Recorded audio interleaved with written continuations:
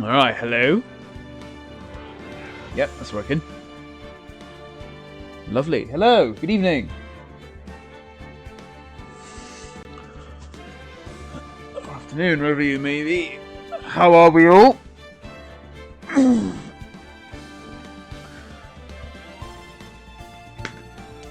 had a good weekend. Mine was swell. It was good.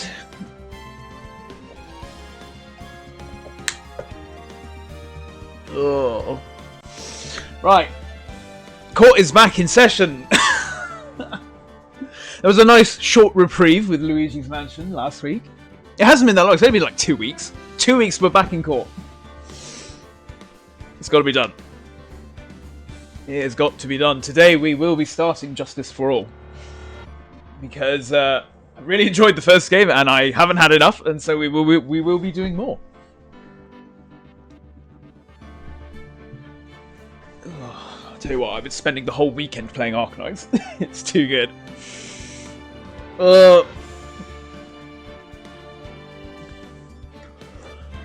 It's like, right, yeah, gotta stop, gotta get myself off of that to come on to this now. But to be fair, I'm just excited. Yeah. Not a whole lot else going on my end, really. Oh, we will be, just carrying on with this.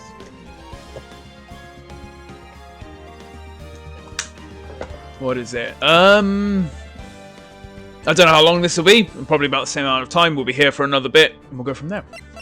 Let's see then. Right, new game for a change, actually.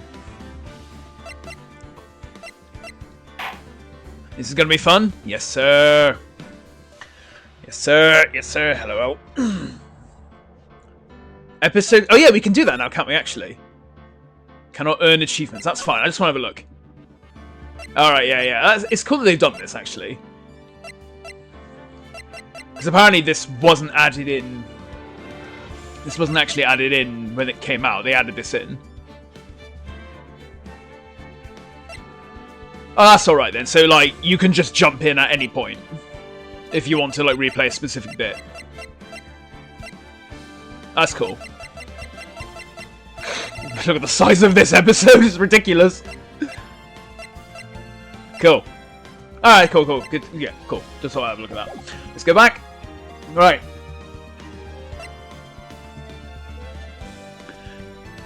Justice for all. Oh, I can't wait. This is going to be great. And then we'll come to that. But, right. Let's go. Justice for all. Play.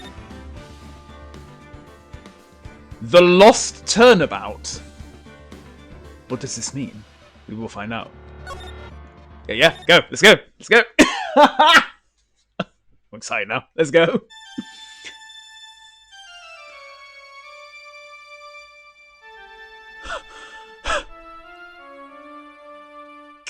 How did I get into this mess? What have you done, Phoenix? That's far enough! You can't run forever, Mr. Phoenix, Wright? What the hell am I looking at? What have I done wrong? I cannot allow you to go on like this. What? But I'm just a simple defense attorney. Silence! You are no longer worthy of your title.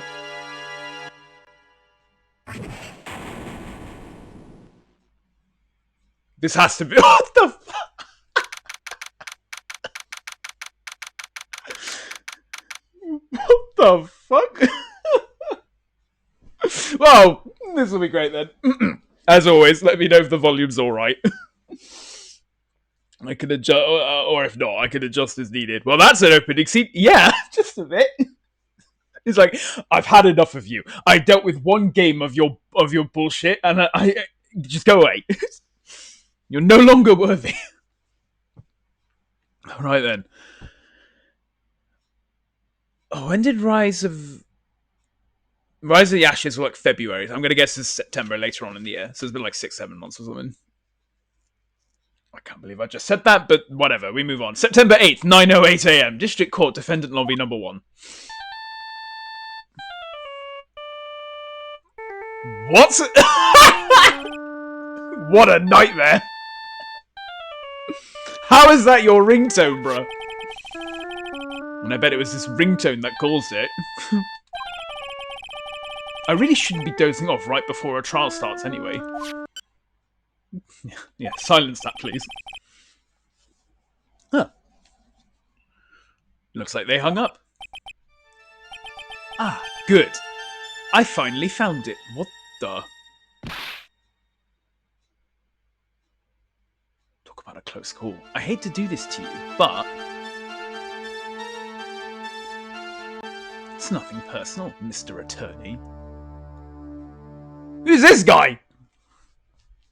Well, we're going to find out, obviously, but yeah. A few minutes later, District Court Defendant Lobby number 1.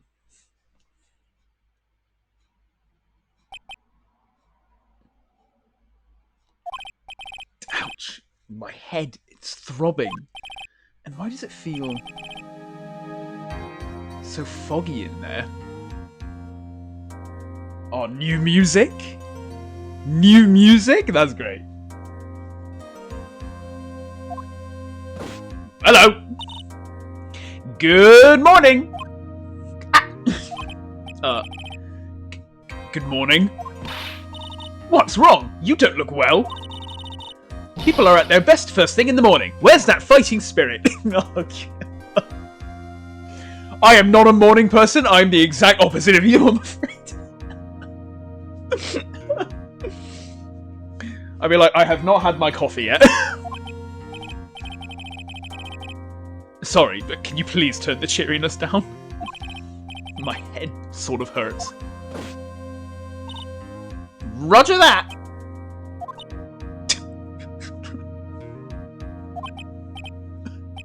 Am I in trouble or something? Huh? Trouble? Wait, never mind. You're a policewoman, right? I thought maybe I had done something wrong. What are you talking about? I'm the one in trouble. What? I'm placing my life in your hands today, Mr. Phoenix, Wright? Oh no! Life in my hands? Has he forgotten his entire job? You promised me. You said that you would prove that I was not guilty. Not guilty? Just when I thought all hope was lost, when all the other lawyers had laughed me off. Leave it to me, you said. You, the one and only Phoenix Wright, came to save the day. And just like that, I was moved to tears, sir. I'll never forget what you're doing for me, ever. Bro's like, who are you? Bro's like, who are you? I don't know who you are. What is this girl babbling about? Actually, I really love to watch court proceedings, and I always root for you to win. When I'm off duty, I like to come here and... What's wrong? You've been acting really strange, and you keep staring at me. You're making me kind of nervous, sir. Oh, sorry. I'm afraid to ask. But here goes. So this is my...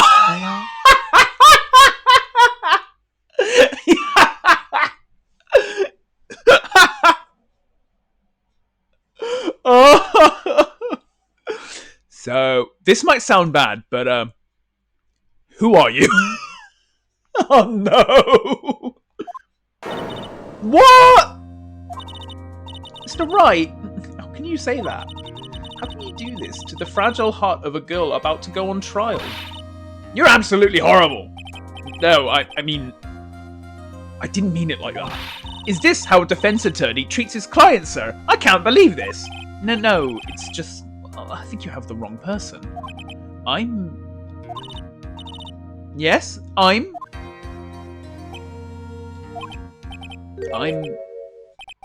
Who am I? Why am I drawing a blank?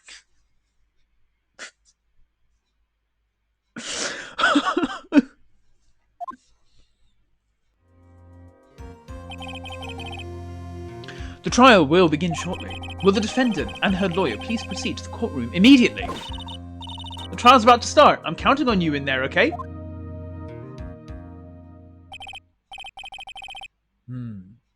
I guess I must have amnesia. What a start. Let's see. What can I piece together? From the sound of things, it's probably safe to say that I'm a defense attorney.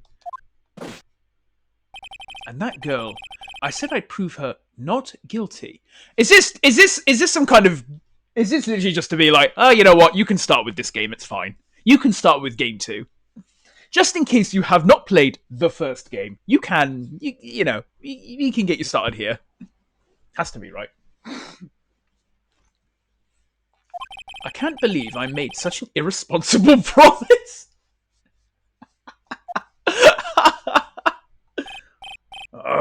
Someone, please, tell me this is just a bad dream. Why do I get the feeling this is one dream I won't be waking up from?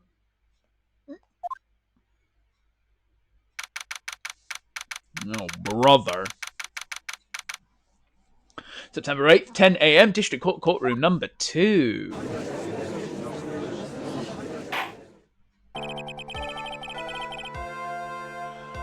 I'm gonna have to get used to this new music. But we're definitely in another game here. Court is now in session for the trial of Maggie Bird.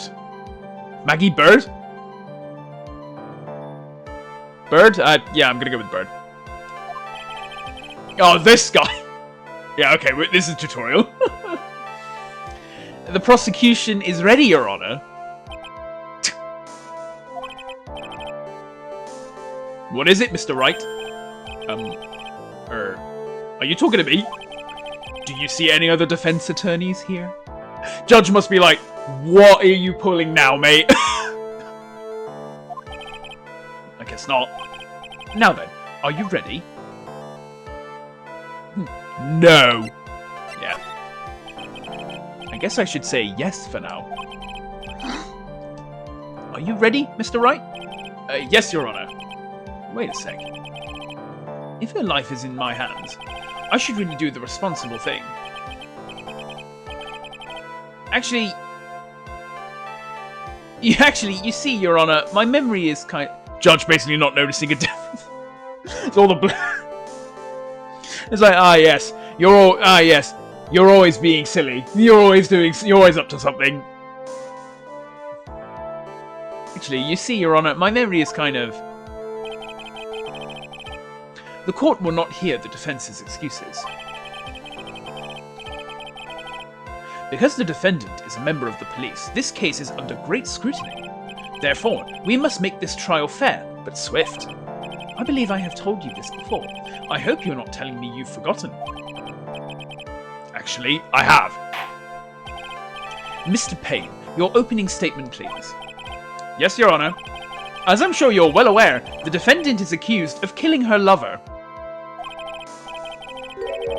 What's worse, her lover was a fellow police officer. Now this again. A policeman? You did what to a policeman? It wasn't me! And besides, Dustin and I... we weren't lovers like that. In any case, the prosecution will prove that the guilty party is none other than the defendant. Do I have any evidence? Okay, I have some evidence. Let's have a look. Let's have a look at the evidence. So, we have the badge. Very important. I found the cell phone. I found this pocket. I found this in my pocket, but I don't remember what it means or how it got there. Dustin's autopsy report. Time of death, 6 September, 6:28. Broken neck. Body was also covered in bruises. Found under the victim's body, pieces of near-sighted lenses were found nearby. Alright. Very well.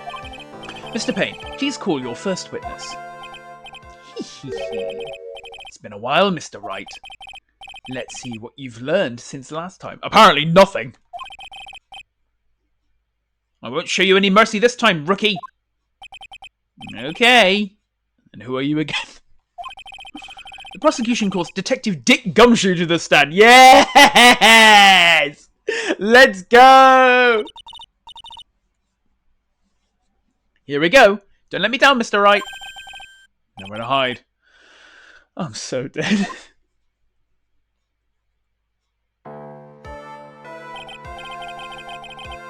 Witness, please state your name and occupation. My name is Dick Gumshoe, sir. I'm the detective in charge of homicides down at the precinct, sir. You don't look very well, detective. Well, sir, the defendant... She works under me, so, you know. You work under that detective? Yes, sir. And while I was a trainee, he was always watching out for me, sir. He's such a wonderful guy, sir. I'll never forget what he's done for me. Okay, calm down. I believe you. Detective Gumshoe, please describe for us the details of this murder. Yes, sir. It happened at the park near headquarters. Excuse me? Expose Park? That's a name if I've ever heard one.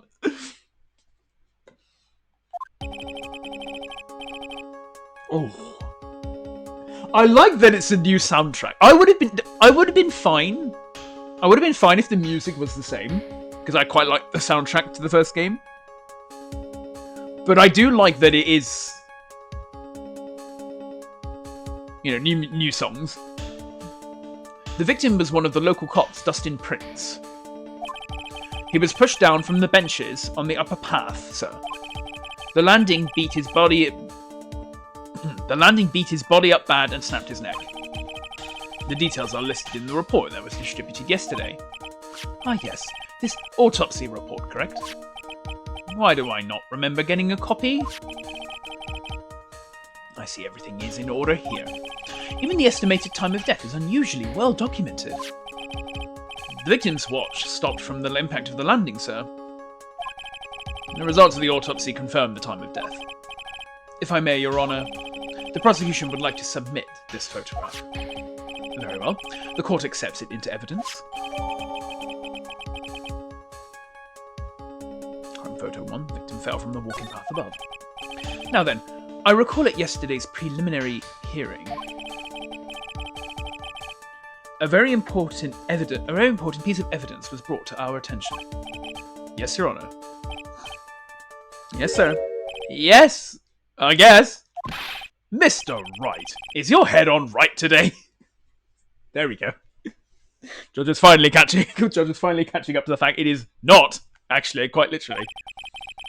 There was a very crucial piece of evidence found under the victim's body. Was there? Have you lost your mind? Well, actually, just keep me a second. What?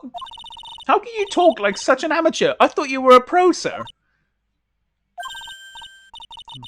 All right, sir. I'll help you through this. She's just gonna get herself cleared of the crime. It's like, fine, I'll do it myself. At a time like this, maybe you ought to take a glance at the court record. Court record? What is she talking about? What's she talking about? Yep. Info about evidence and people involved with this case are all listed there, sir. And you can look at the court record by pressing RB. She's just saying words. I don't know what to tell you. RB, huh? You really know what you're talking about, don't you? It's too bad I'm a cop, right? Just think, I could totally be a legal aid instead.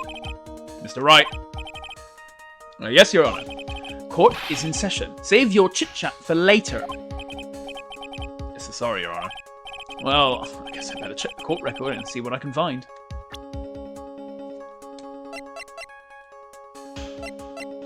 There you go, glasses. And characters. Yeah, the usual. What was it again? RB? Alright, Mr. Wright. Let's see if your notes are in order. What was the piece of evidence found underneath the victim's body? Now that's simple, Your Honour. A broken pair of glasses. Oh, that's right. The victim grabbed his killer's glasses as he was being shoved, sir. and held on to them as he fell.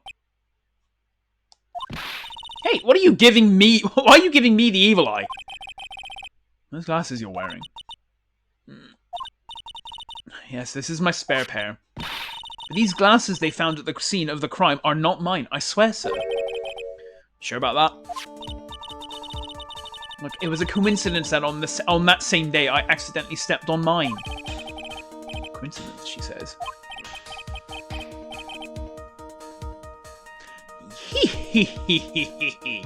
Your Honor, I have further evidence to present. Oh, you have more? And this evidence is very decisive. Decisive evidence? Very well. Let's hear from our witness about this evidence. Alright, let's go. There's something even more incriminating than the glasses under the victim's body, sir. I like the new music.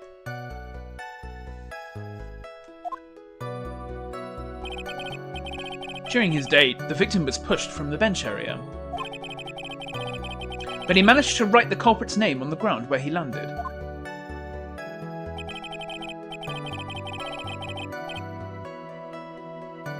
No, he didn't. No, he didn't. Music is different, but always good. Excellent. No, good. I like that. I mean, again, I'd be happy anyway, but the fact that we get new music each game is quite nice.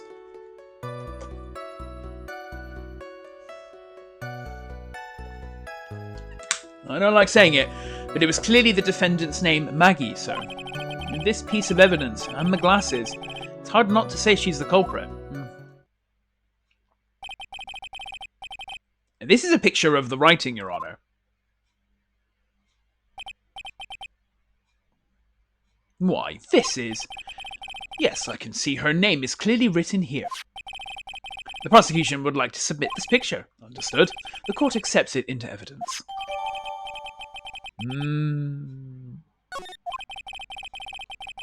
As if the glasses alone didn't make you look suspicious. The victim even wrote your name clear as day on the ground. But I already told you those glasses aren't mine. And how do you explain his dying message? It's a conspiracy. I'm not guilty, sir. Mr. Wright, you may cross-examine the witness. Cross-examine?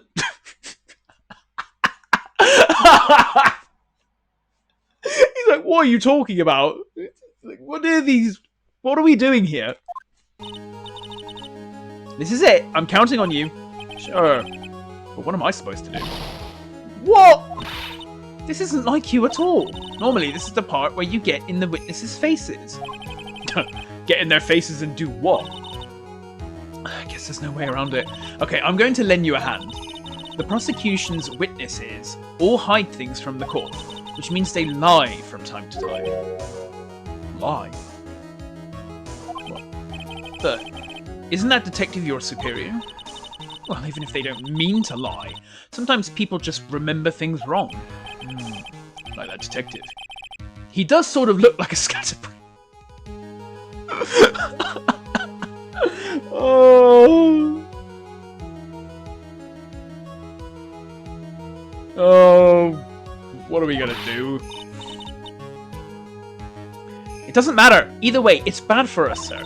That's why when you question witnesses, you have to find and expose their lies.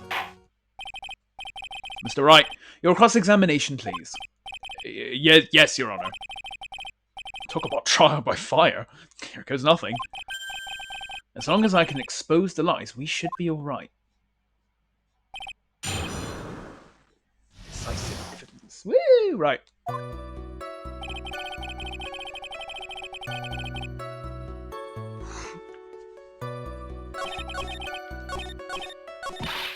Don't give up. Keep that fighting spirit going. I'm glad you're all pumped up, but I really want to see your special moves. Is that what we're calling it? My what? You always look so cool when you present evidence. Present evidence? Enlightened me. Oh, that present evidence? Actually, I was just thinking about that. Yes! The great Phoenix Wright is back! Oh, that's right. Huh? I heard that lately you can present not only evidence... Huh? I heard that lately you can present not only evidence, but people's profiles as well. Really? Sure makes things a bit more complicated, so be careful, sir. People's profiles, huh? Alright, let's give this another try. Ooh, that's new. Yeah, that's new. Ooh. New mechanic? That's going to make things complicated. They're going to have to remember that the profiles are there.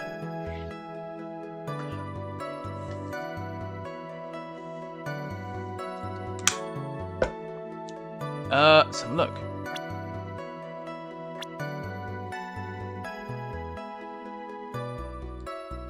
Oh yeah, you can present them. My client. The only thing I can recall is that she's a policewoman, the victim, and a policeman. It seems that he was dating the defendant, Maggie Bird.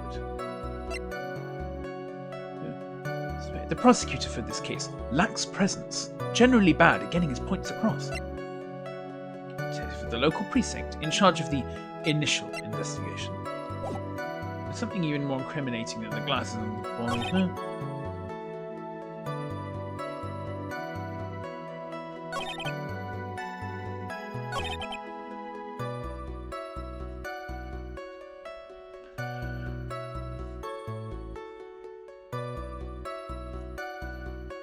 Doing a full tutorial of the basics, then just mentioning that in a single line was kind of funny. Yeah, I know, right? Like, it's like we're relearning the game, and it's like, oh yeah, by the way, you can do this. It's like, excuse me?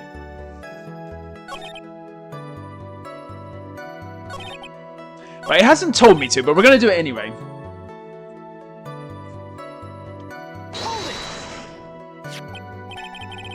About those glasses, do you have any proof that those belong to my client?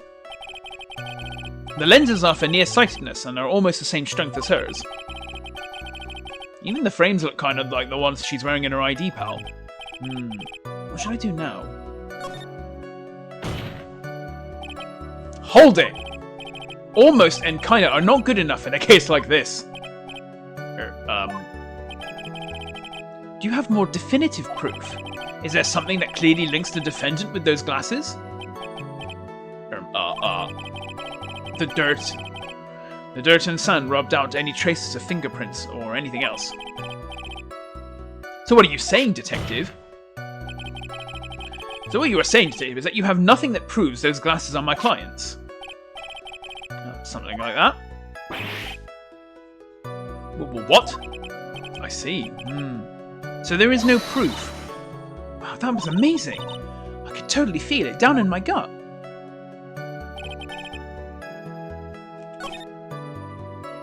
I mean, that didn't get us any closer, but yeah. Now, you're sure he was pushed and that's how he fell? Yeah, pal.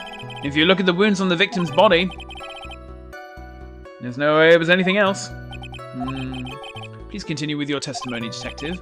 Anyway, the victim fell pretty far.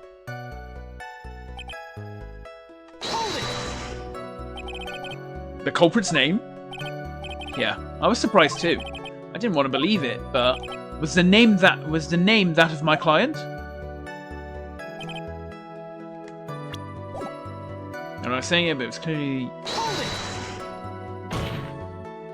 Are you absolutely certain?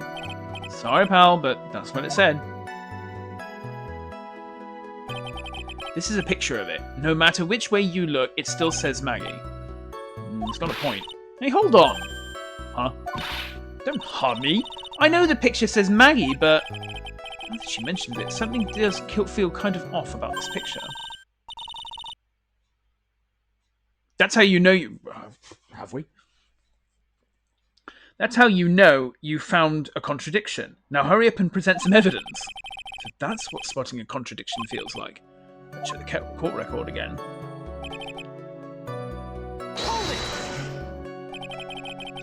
And you are certain that it was the victim who wrote the name on the ground?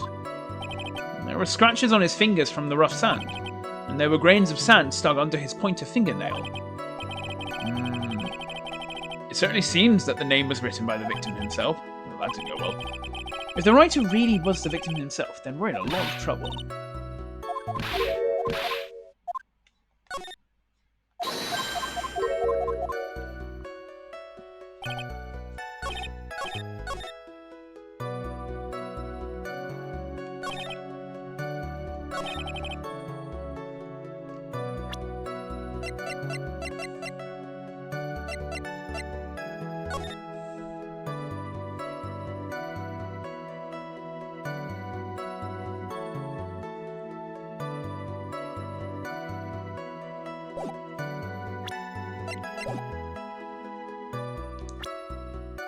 Alright, as ever, it's going to be like, what exactly is it looking for? This is one, isn't it?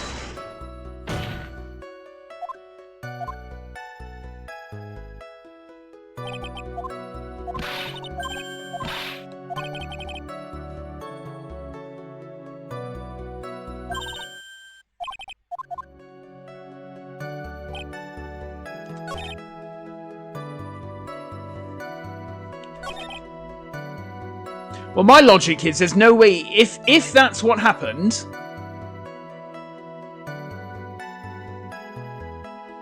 Hold on.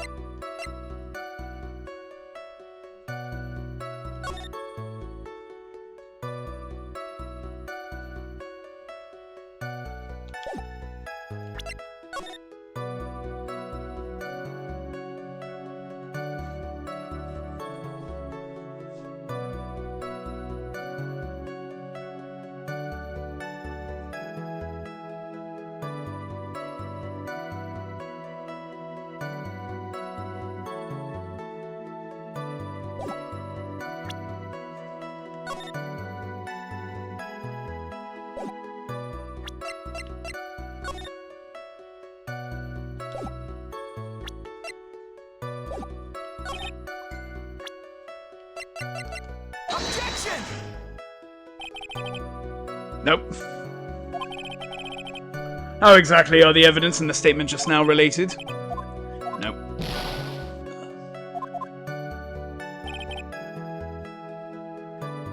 Is it the other photo then? Objection!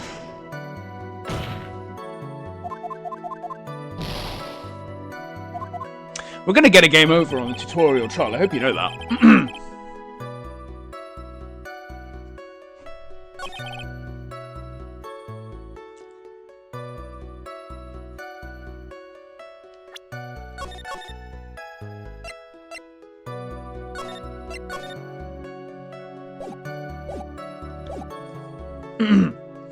Well, if it's not that, the only other, maybe it's my guy. It's like he can't have written anything because Objection! he had a broken neck.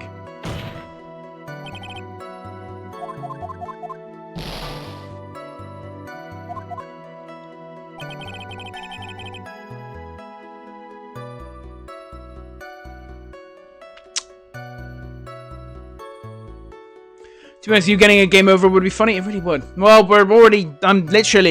I have 5 hit points and I've taken 3 already, so...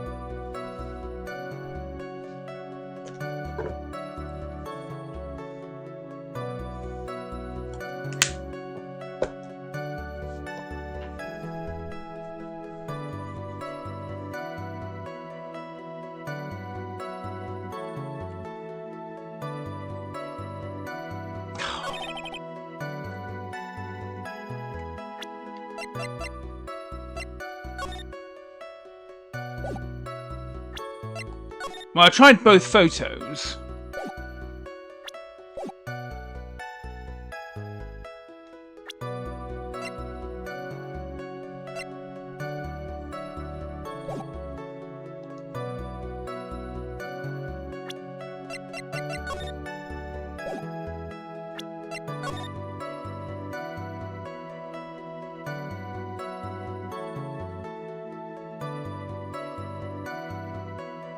I can't believe what am I missing? What's wrong with the photo? Can give you a clue if need. Thank you. It's okay, but I don't know what it is. I just don't know what it is.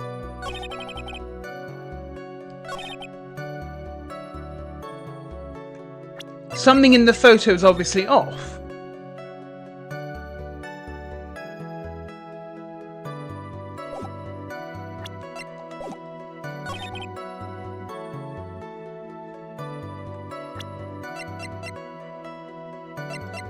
Objection!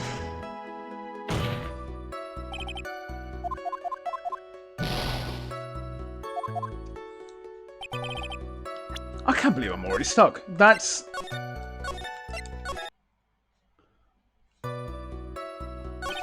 How am I already stuck? I don't know. Think it through, think it through. There's something even more incriminating than the glasses under the victim's body, sir. During his date, the victim was pushed from the bench area, but he managed to write the culprit's name on the ground where he landed. Well, I don't think he did at all. I do not think he did at all. I thought the fact that he had a broken neck was enough to be like, well, no, he couldn't have. But apparently that's not it. I don't like saying it, but it was clearly the defendant's name. Well, yes, that's what that is.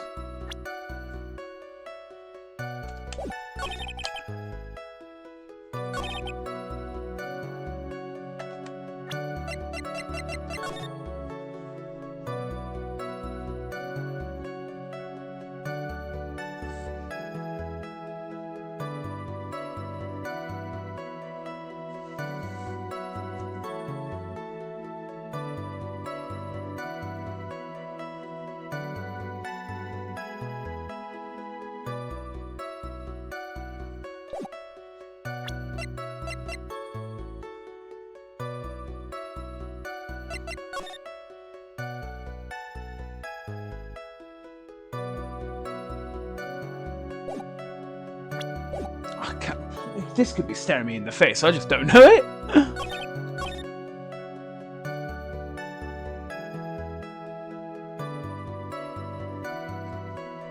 I've pressed everything.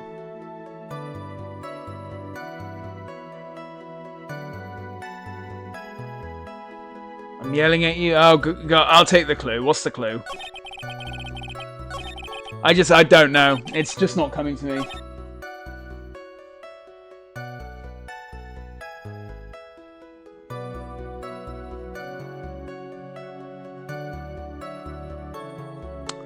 So it was the new mechanic.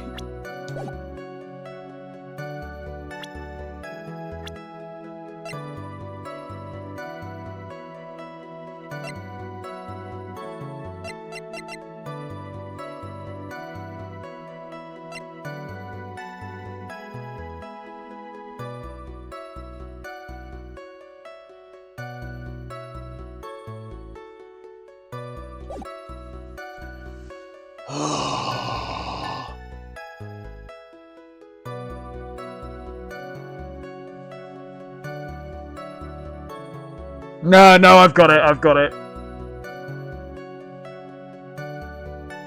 I've got it. I've got it. I've got it. I've got it. I even looked at it. And it's like, is that right? And it's like, oh, that's.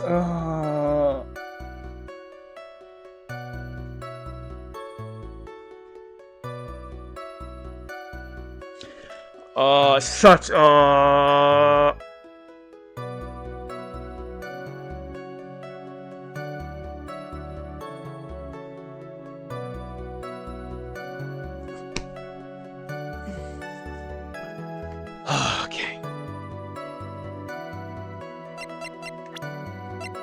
Objection!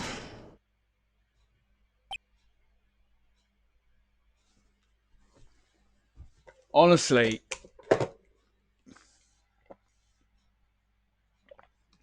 The fact it's such a curse being so tunnel visioned. I just completely. That's okay. All right, let's move on.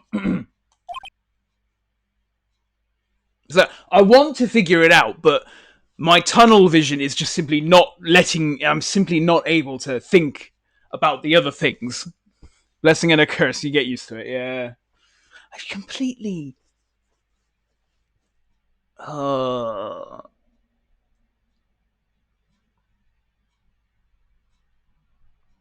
Sorry, that's not me a little bit, but it's fine. It's okay.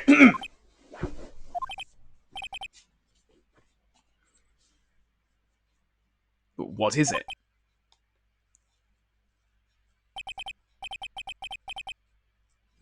What's come over me? Without thinking, I just blurted out objection. And I yelled it at the top of my lungs, finger outstretched, ready to take on my opponent. Ooh, what a rush! Detective Gumshoe. You talking to me, pal? Please state the defendant's name for me. Ooh. What are you trying to prove with this futile exercise, Mr. Wright? You'll see. This is a very crucial line of questioning. Actually, Mr. Payne, you can answer. The defendant's name, if you please. Where is this ridiculous question coming from? The defendant's name is Maggie Bird. I think someone needs to check the court record. What? It says right here that it's Maggie Bird. Ah! It looks like the bird caught the cat napping. What's going on here? I have no idea either, sir. As you can see, the victim did indeed leave a name, Maggie. However, the defendant's name is actually spelled Maggie. This is a blatant contradiction of facts.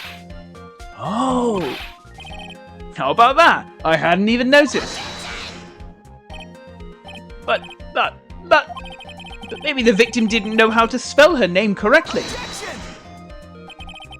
May I remind you that it was you who said the defendant is accused of killing her lover? If they were truly lovers, it would be impossible for him to have not known her name.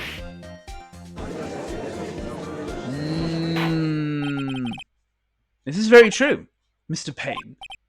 Yes, Your Honor? Are you absolutely certain that the defendant and the victim, Dustin Prince, were in fact lovers?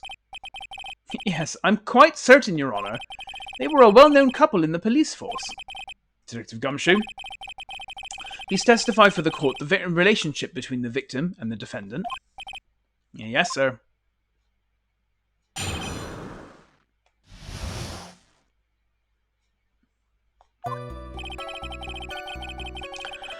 Officer Prince and Officer Bird had been going out for about half a year. It sounded like they were even talking about marriage. The day of the incident just happened to be the victim's birthday, sir. Maggie, Officer Bird, had gotten Officer Prince a present. There was something she had bought over 2 months ago. And I should know, because she came to me to ask what she should get for him. Oh, those two sound like they were close. Nevertheless, tragedy struck. Yes, I see. You may cross-examine the witness, Mr. Wright.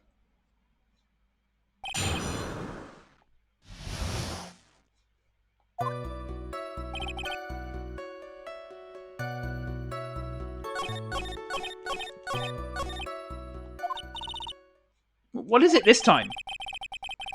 My testimony didn't sound like it had any contradictions in it to me. It just wasn't anything that really stuck out as odd. Yeah.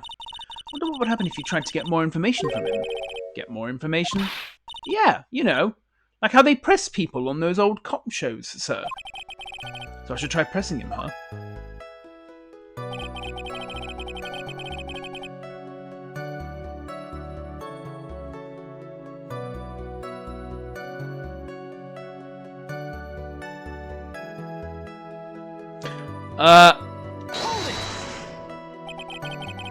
How do you know about this? Every year in March, we have a training camp for us cops. Officer Bird was a rookie at the time, and she and Officer Prince seemed to hit it off. They got close, I take it. Actually, I was supposed to go too, but I couldn't pay the deposit for the trip, so I didn't. If only I had gone on that trip. What is it? Oh, nothing, sir. Really. Anyway.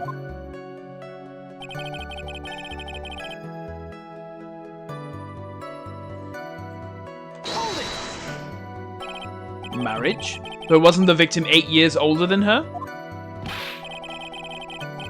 What? You saying a gay's gotta... Excuse me. You saying a guy's gotta marry someone the same age as himself, pal? No, that's not what I meant at all.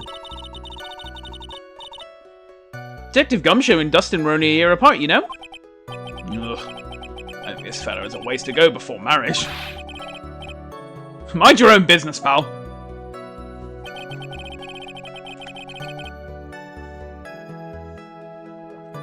Gotta keep it for that.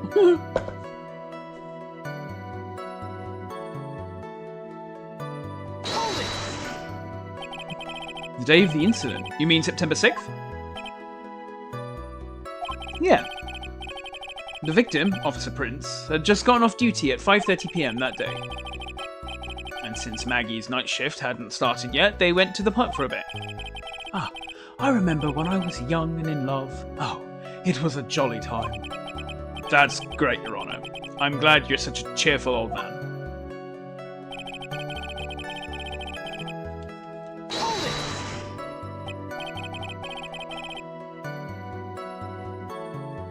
You seem to know a lot about the defendant. Well, that's because I'm her boss, and I've got to watch out for my subordinates. But even what she was going to give as a present, isn't that going a bit too far? Hey, pal, watch what you say. I know everything that happens under me. If someone so much as scratches their...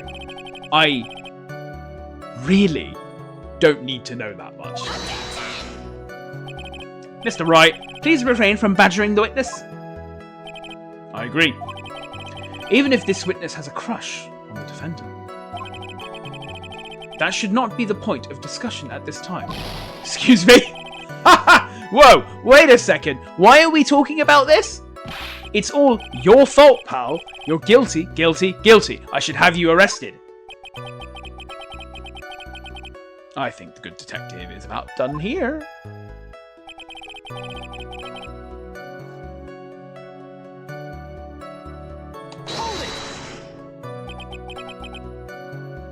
Over 2 months ago. Yep, she's a very considerate woman, pal. So, what was this birthday present? She got him a glove. A single glove? Why would she only give him one? Actually, Your Honor, the glove in question is a baseball glove. Oh, I see. A baseball glove. Officer Prince was a huge baseball fan. A baseball glove. Just now, I believe you said that the present was something she had bought over 2 months ago. Yeah. Are you saying she bought the glove at a store that far in advance?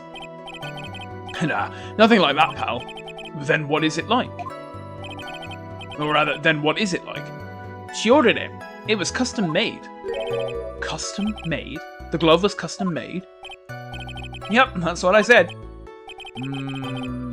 So the glove was custom made. Your Honor, I really don't see how this glove is related to this case. Yes, it would seem that there is little relevance. What do you think, Mr. Wright? Do you think this glove is really relevant to this case? Well, I don't know why, but let's say sure. I don't know where this will lead me, but... Of course it is relevant. That glove is the key to this whole case. Yes! Bluffing to the max! This is the Mr. Wright I know. I'm so happy you're back, sir. I was wondering how long it'd take. This is great. Pressing people. It feels like I've done this before. As if I used to do this to squeeze information from even the most tight-lipped people. Very well. If you are that convinced, then let's hear some more about the matter. Actually, I brought the glove with me today. And? Why didn't you say so earlier? Hurry and show the glove to the court. Oh, I didn't think it had anything to do with this case. Anyway, this is it, sir. How is this glove relevant? It's, rather yellow, isn't it?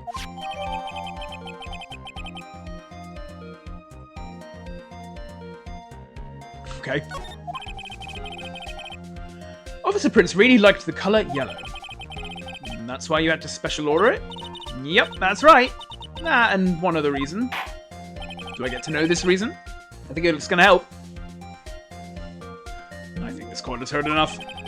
It is clear that the victim and the defendant were involved with each other. Yes, that's correct, Your Honour. Now, if that is true, it brings up an important question. Was the name Maggie really written by the victim? I see your point, Your Honour. Detective Gumshoe, please tell the court a little more about the name on the ground.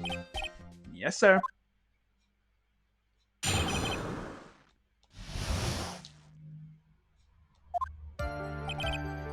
We first looked into the handwriting. Unfortunately, we couldn't confirm that it was the victim's handwriting. Next, we checked the victim's pointer index. We found that there was sand trapped under the victim's fingernail, and there were also scratches on his skin that were caused by him writing on the ground. From this, we could confirm that the victim wrote this name with his right hand.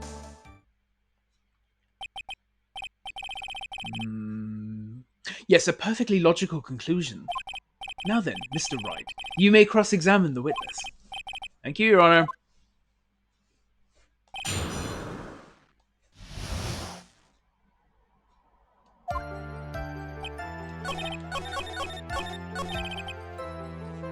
Listening to this, you would think that there was only one conclusion, that the name was definitely written by the victim. But don't you think that would be really strange, sir? If Dustin really wrote that message with his right hand, do you think I would have gone through that much trouble to get him his present? The present? What about it?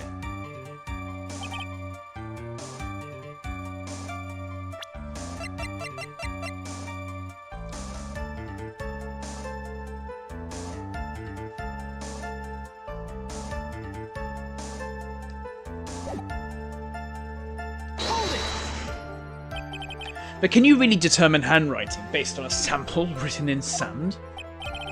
Hey, this is why amateurs are amateurs. We're not a bunch of simpletons, pal. Scientific investigation... Excuse me. Scientific investigation in this country is actually pretty good. I believe it's time to get back to the real point. Agreed, Your Honour. So what was the result of the investigation?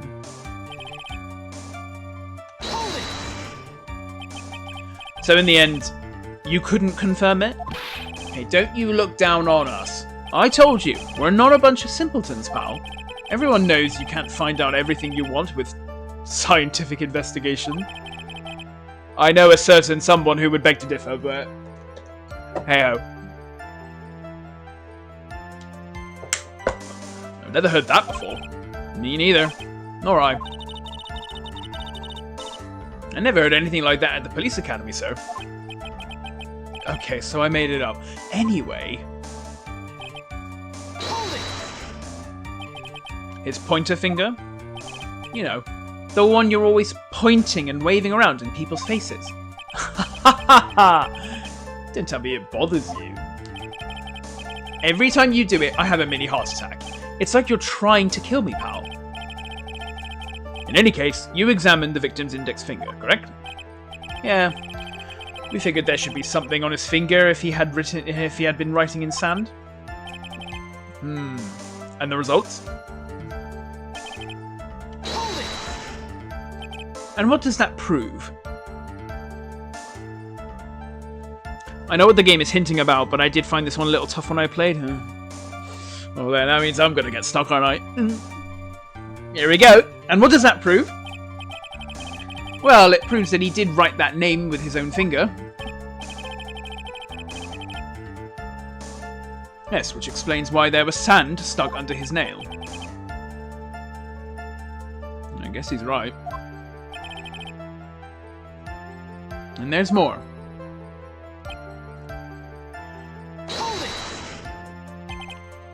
scratches on his skin? Yep, you can't see them with your naked eye, but they're there. That is incredible. Sure is. That's the power of scientific investigation. They're so small that we had to use a magnifying glass, like a really strong one. It's got that really scientific sounding name. You mean a microscope? Yeah, that's it. We used one of those, and that's how we found them. I can't believe this guy doesn't know what a microscope is.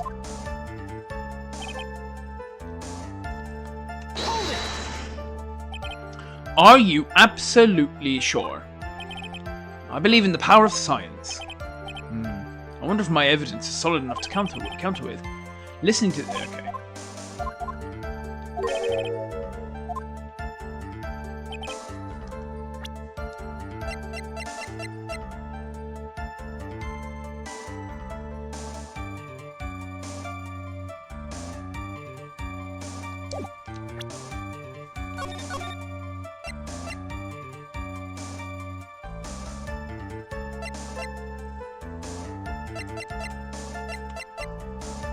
Part 1-1.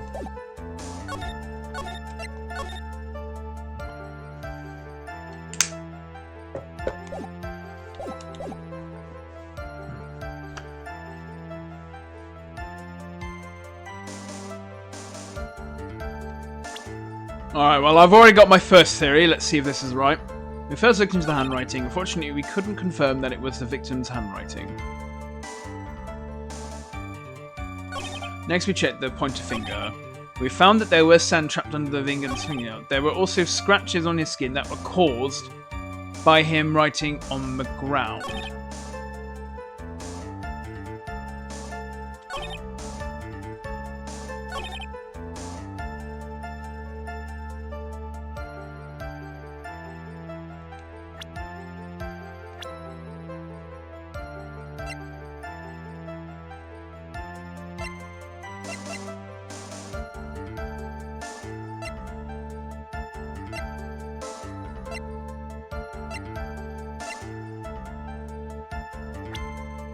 Okay, I'm just gonna start checking the profiles again every time, just to get in the habit. But I think this is more an evidence thing, definitely.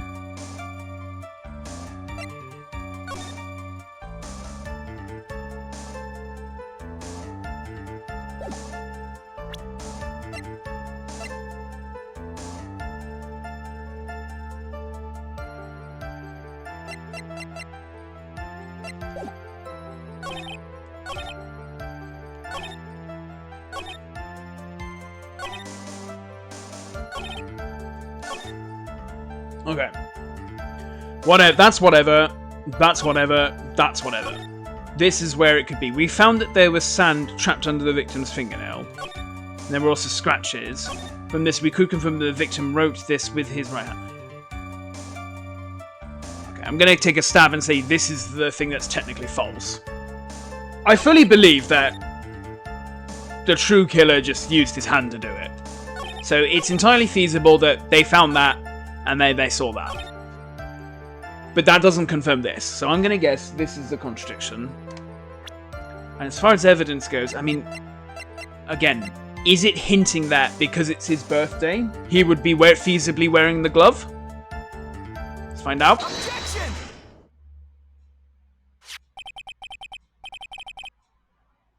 Well, we'll see if I'm... Well, we'll see if I'm right. Detective Gumshoe, take a look at this. That's the glove, right?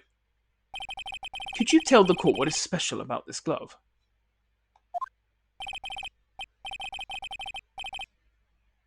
Special? Never really thought about it, but it's really yellow. And that's about it. Yes, it's really yellow, but that is only one of its qualities. Okay, so it's the other quality of the glove, but I don't know what that is. Huh? There's another reason why it's special. And what would that be? It's very simple.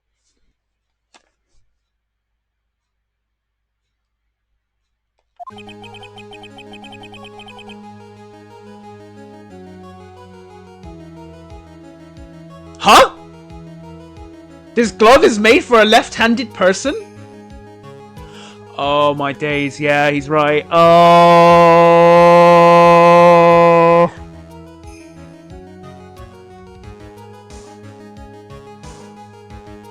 Yeah, he's right. Yeah, no, he's right. Ah, of course. Oh, no, okay, I like that, actually. I'll tell you what, I like that. Of course, no, yeah, of course.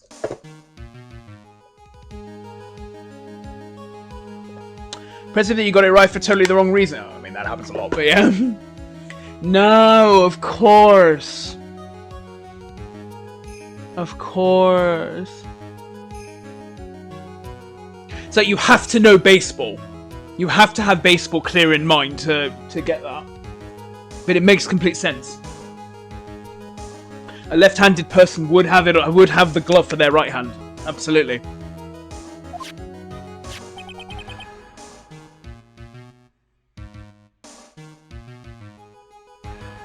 Left-handed? Why, you're absolutely right. This glove is made to be worn on the right hand. That is why it had to be custom made. I've never seen a bright yellow left-hander's glove for sale. Have you? Well, no. So, detective, which hand did the victim use to write the name with again? That's easy. Look, it's obvious from this picture that it was his... Whoa, wait a sec. Don't forget that the victim was left-handed. Okay, no, you know what? I like that one. I didn't get it, but I like that one. I like that one.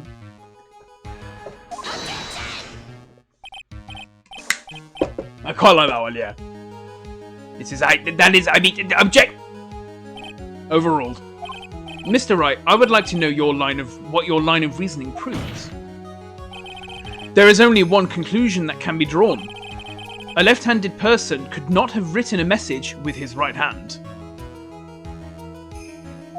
Therefore, the person who wrote the name Maggie could not have been the victim.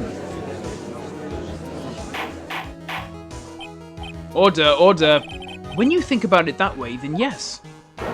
It is not possible that this name was written by the victim himself. And that means Maggie is... No. It's not possible! Mr. Payne.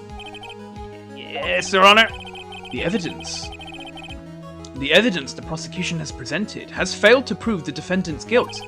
In fact, I believe you have proven her to be innocent. No! All right, you did it, Mr. Wright. I feel like I can breathe again. It seems that we have reached the conclusion. You did a fine job once again, Mr. Wright. Me, Your Honor? Well, thank you, sir.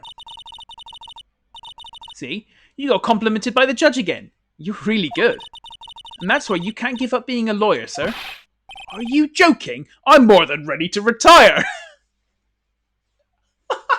Every game afterwards is like...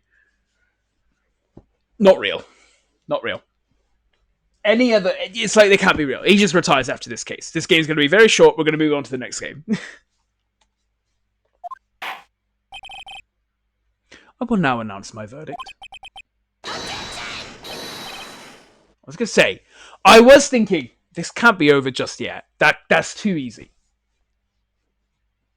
No, not yet.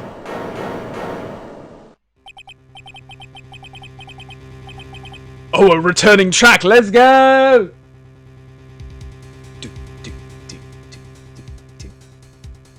I mean, I like the soundtrack of the first game so much. I'd be happy seeing any track again. I mean, please give me a few more minutes, Your Honor. What is the meaning of this, Mr. Payne? The prosecution is not finished yet. What do you mean? We would like to call our next witness to the stand. What?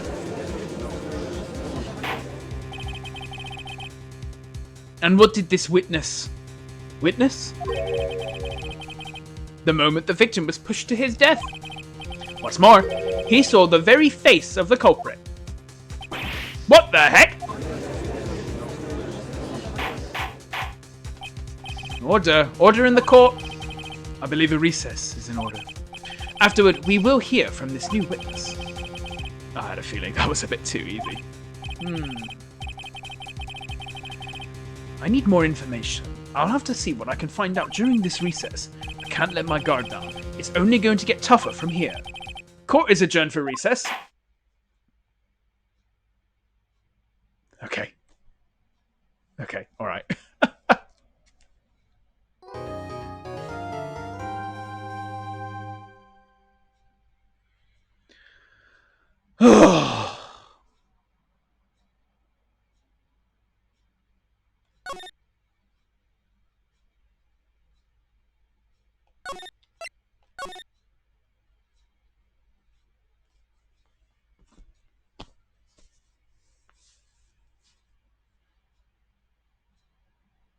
Okay, alright.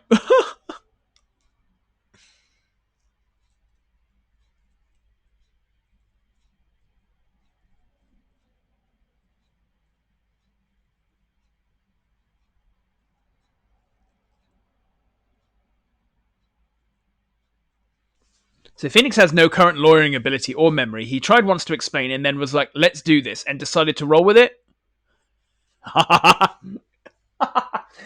uh,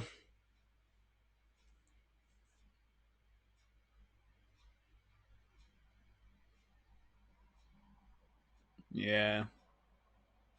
Incredible, really. Bro's just like winging it completely. Right. Short break. We will be right back and continue with more. Right, back in a sec.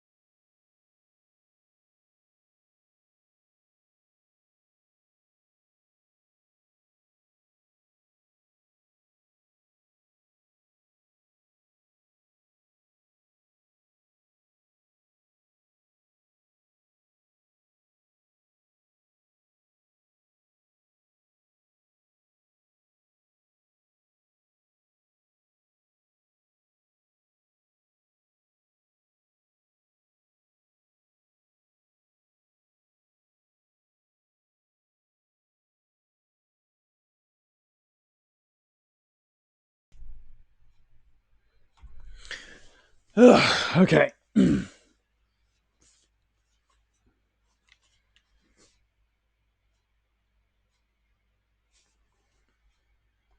Well then.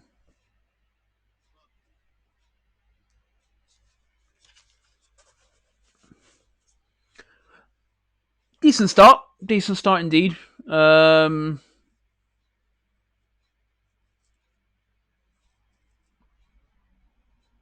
glad that this first episode isn't just a complete tutorial and then we move on to the next one. So this one actually has a bit...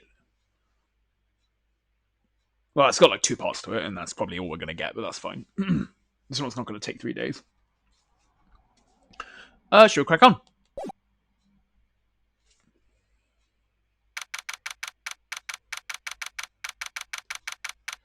September 8th, 11:43 a.m. District Court Defendant Lobby number 1. Amnesia? I can't believe my lawyer's trying to defend me in such a state. Why didn't you tell me, sir? I'm sorry, I didn't mention it to you. Oh, I know what to do. I heard you can fix something like this with a really strong shock to your system. Come on, lower your head a little. A Maggie kick should be all you need. No, I think I'll pass on that one. Come on! Oh, I'm sorry. Whenever I see someone in trouble, I have a hard time leaving them alone. I tend to stick my nose where it doesn't belong and try to tackle everyone's problems. No, well, my head's one problem you won't be tackling today. Well, we're here to solve your problem first. We can deal with mine later. For now, do you think you can fill me in on a few things? Of course. I'd be honored to. Well... I guess we'll start with my name, and then I can tell you about me.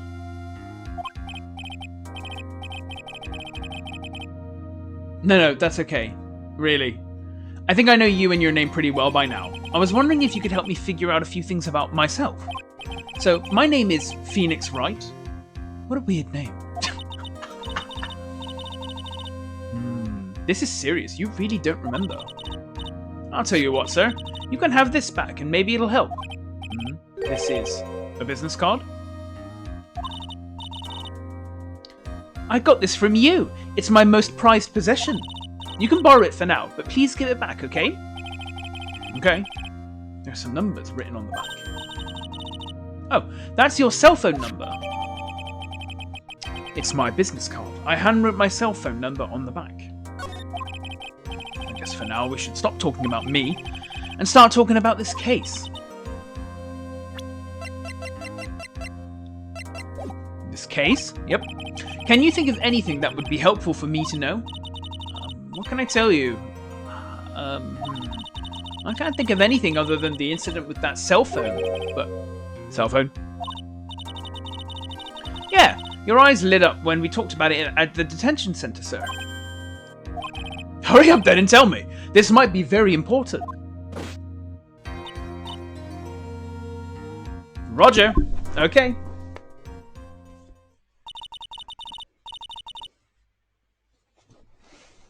It was on the day of the crime, just before 6 p.m. I picked up a lost cell phone while on a walk with Dustin.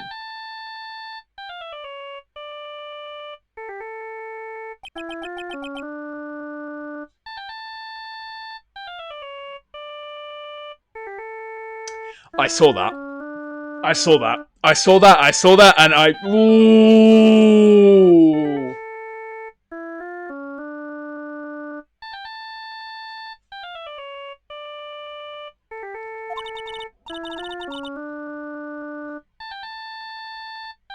All of a sudden, the phone began to ring.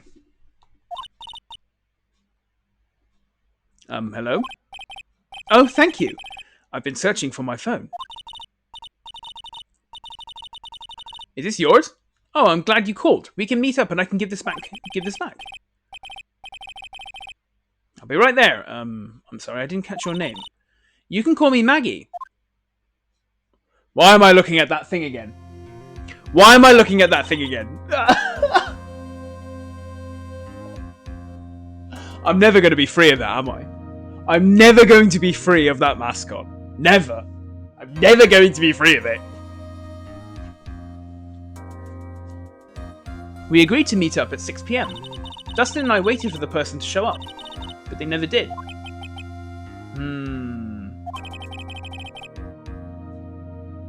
So where is the phone you found now? I gave it to you yesterday. Huh? To me?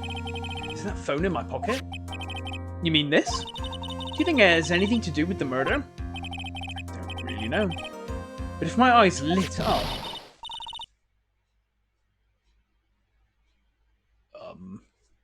Ah! You were here all along! Let's go! Yes!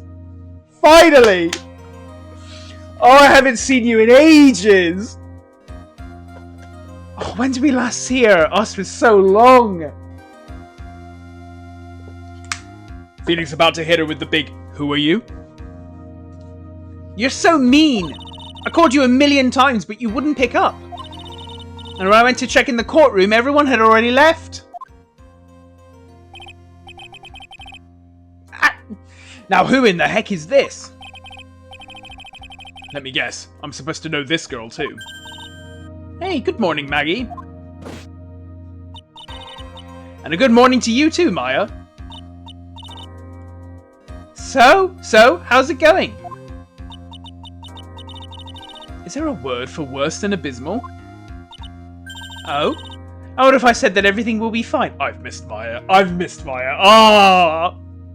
Don't get me wrong. Emma was great. And Emma is great, to be fair. But it's great seeing Maya. That's right.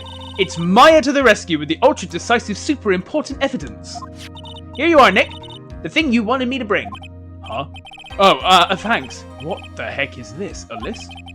It has about 20 people's names and phone numbers written on it.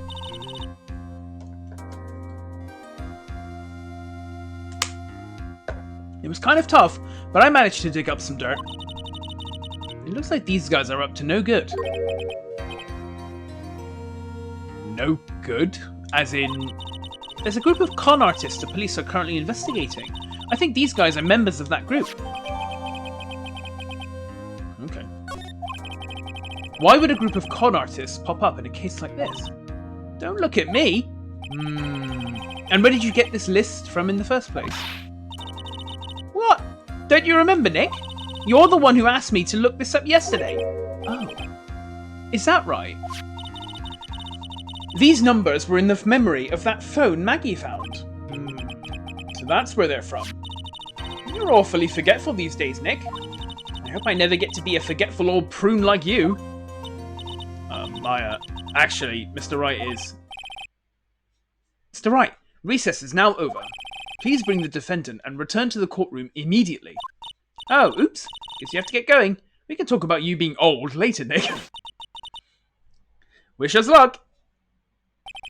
I guess I have all the pieces now, more or less. What's left is to put it all together. I'm not going to lose this. I can't. Come on, Nick. Better get a move on. Yeah. Person I don't know. Person I definitely don't know. Who are you? Who are you and why are you badgering me? September 8th, 11:54 a.m. District Court, courtroom number 2.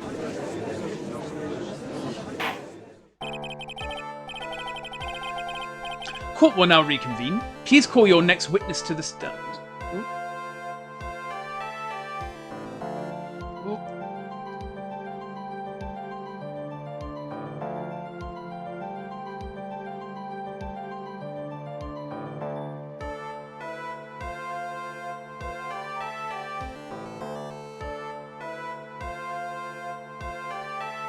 There we go.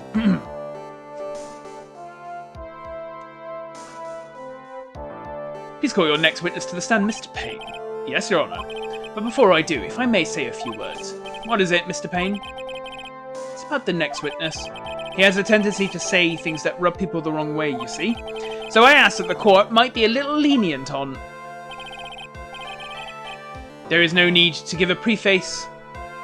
Or preface. There's no need to give a preface. Just hurry up and call your witness, please. Yes, Your Honour. The prosecution calls its next witness... a drifter who was taking a walk in the day on... I'll try again. A drifter who was taking a walk in the park on the day of the murder. Hello, here we go. Please state your name for the court, witness. Before I do, I'd like to clarify a little something. Alright, go ahead. Just now. Okay. Just now, you introduced my wonderful self to the court, correct? Perhaps as a drifter who was taking a walk? Did I? But I will not stand for that. Now you've tinted the court's eyes and coloured me wrongly. Sure, I suppose calling me to get... Alright, go off, mate. Go off.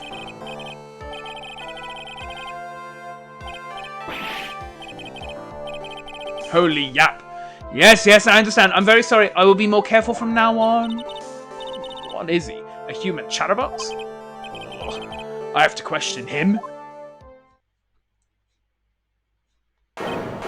Fashion, cars, women, glasses, and of course university.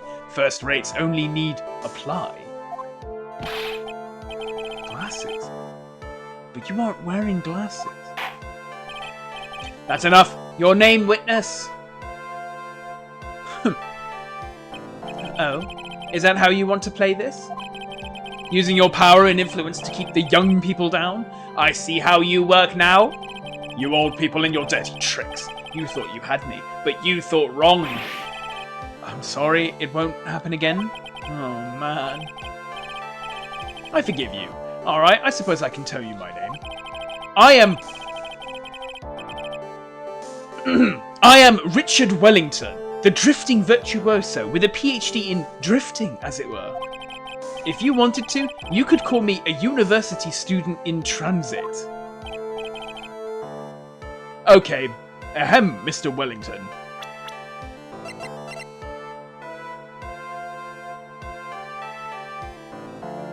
A self-proclaimed drifting virtuoso who is still looking for the Wright College. I don't remember who she is, but I get the feeling I know her. On the day of the murder, you were taking a... strolling through the park, correct? It would appear that you are attached to that word. If you must, then by all means. But I remind you that I am in no way a prepubescent boy out on a walk with mommy. If you must know, Anyway! Please testify to this court what you saw during your walk through the park. See, you said it again. Taking a walk. What you witnessed will do, Mr. Wellington. Okay, this guy.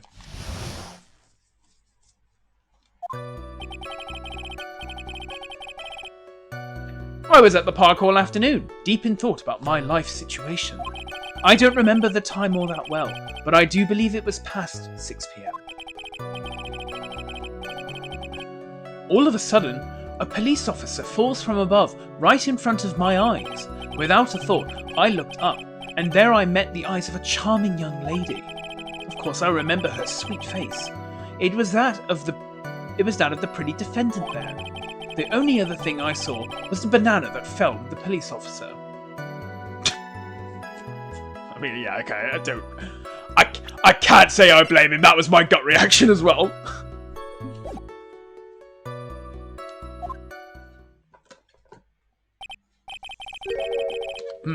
That was certainly a decisive testimony. Decisive? Nick, did you hear what he just said? Yeah. That's all you have to say? How can you be so calm? Strange. My mind is very calm and clear. Maybe it's because I believe in my client. You mean Maggie? Yes. And if she really is innocent, then that can only mean one thing. That guy is lying. You may now question the witness, Mr. Wright. I'll find out the truth, no matter how well you craft your lies. Or I'll get a game over trying. That's the reality. Oh, my health didn't refresh now! Okay.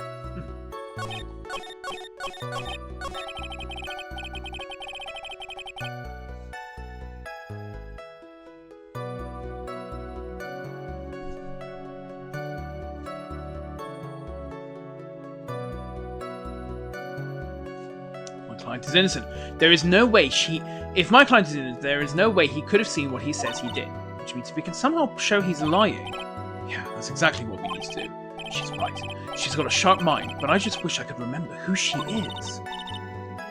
Is everything okay, Nick? Yeah, don't worry about it. Don't worry about it.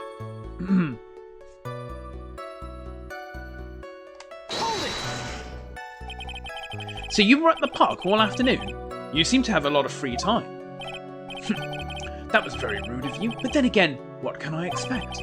That's what you get from a man who graduated from a no-name, trashy university. No-name? Trashy? No, this might be hard for a mush-headed, feeble-minded baboon like you, but I have to think very carefully about the future of our great country. But I thought you said you were thinking about which college to go to just now. Oh, please. Which university I go to will directly affect the very future of this country. That arrogant little snot. I don't remember the time all that well, but I do believe it was past 6 PM. How did you know what time it was? I see you're not wearing a watch, so...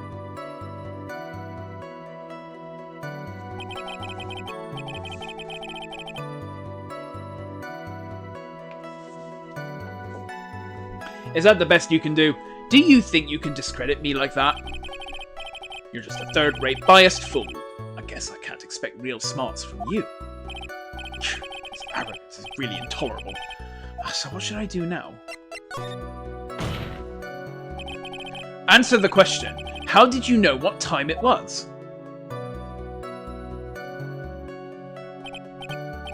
Tisk tisk. I can't believe I have to deal with a worm like you.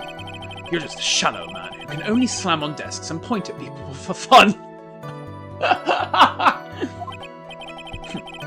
guess I don't have a choice. No, you don't. Answer the question. I'll try to explain it so that even a third-rate simpleton like you can understand. There was this little thing they call a clock at the park. Did you get that? Do you know what a clock is? It's a thing that tells you the time. As you can see, Mr. Wright, it's even in this picture of the crime scene. Oh, so it is. I looked at that clock, and that's how I knew the time. But if you ask me...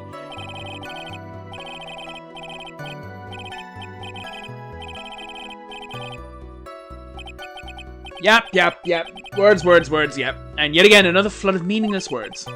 Talk about a first-class waste of time. In any case...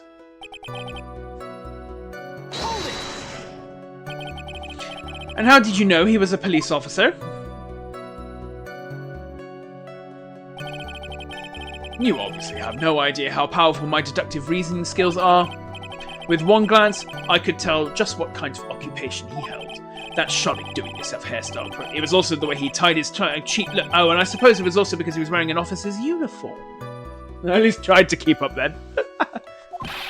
Shouldn't that statement have come first? Oh, that's pretty impressive. Hey, Nick, do you think he's figured out what I do? Even I haven't figured that out yet.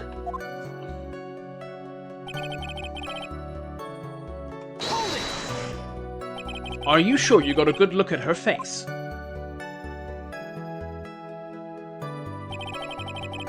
Animals have this thing called an eye, Mr. Wright.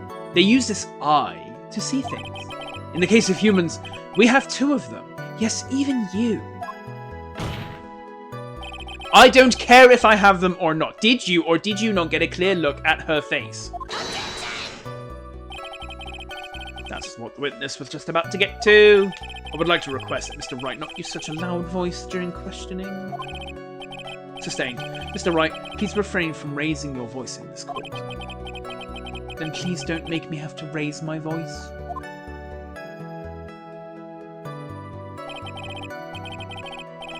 Are you finished? I'd like to continue, if that's alright with you. Of course, I remember her sweet face. It was that of the pretty defendant there. Oh, wait.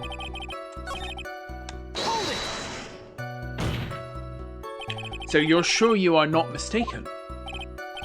please. Don't confuse your pitiful train wreck of a life with mine.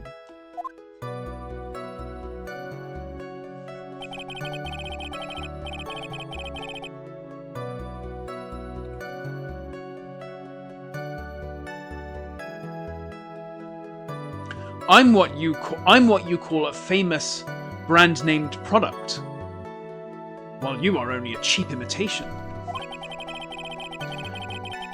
There is no way someone as magnificent as myself could have made a mistake. Of course, of course. Oh, ho, ho, ho. Of course. Did you notice anything else of interest, witness?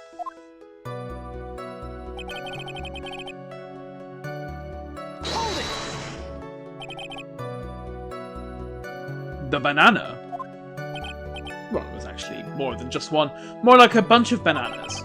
Now, what would a bunch of bananas be doing there? And why would I know such a thing? I'm only telling you what I saw.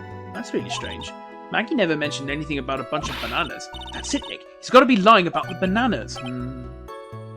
He could be, but there's no reason for him to lie about there being bananas at the crime scene. And what if it's not a lie? Well, maybe he thought he was seeing one thing and it was something else? If he mistook something else for a bunch of bananas, then that would be an inaccuracy. Think, Phoenix, think. My client is innocent. There's no... Is it just that? The fact that he thinks it's bananas, but it wasn't bananas? Objection! I guess so, yeah. Mr. Wellington, I believe I have the bananas you saw right here. Ah, so you knew about the bananas too. Why didn't you say so earlier?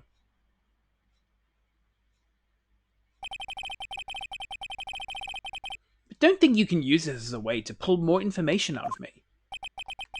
And that's where you'd be wrong. But Mr. Wright, what is the meaning of this? Isn't that the baseball glove? Huh? What? A baseball glove? Doesn't it look delicious? Care for a bite? That's not... It's a... No! Your Honor, I think this proves one very important fact. This witness... loves bananas, knows nothing about baseball. He has bad eyesight. By the way, just how bad are your eyes? Huh? How? What? Why are you asking me about this all of a sudden? Your Honor, it is very simple to mistake a glove for a bunch of bananas. No, I don't think so. Objection overruled. It's like, no. No, it's not. You're one of those people. Yes, you know what I mean. You're like... You're too used to your word to realise the posture. In the end, we find that it is in fact a glove. When viewed from afar, I do think there's room for doubt. And that is why I asked you how bad your eyesight is. They're both 2200. I suppose you're going to tell me that's terrible, right? Why are you not wearing your glasses today, then? That's because I lost them recently, you see. Of course, I was planning on getting a new pair made right away. But you know, my glasses are no ordinary glasses. So to replace them, how about when you witnessed the crime? Were you wearing your glasses then? Ooh. How about it, witness? You are an unrelenting evil man. You're like those people who reject journal. She was brave and courageous, only to be caught by her. And while she didn't do anything wrong, she was still gruesomely burned. Which boils down to you were not wearing your glasses at that time. Therefore, the identity of the woman at the scene of the crime and that of the defendant cannot be proven to be the same by this witness. Yeah! But the height difference was only 9 feet. It was very possible for him to see the face of the culprit standing on the upper path. Witness, please be more accurate in your testimony. Remember, a person's life is at stake. Yes, Your Honor. Now then, please continue with your testimony. Please tell the court what happened next in the moments after you witnessed the crime.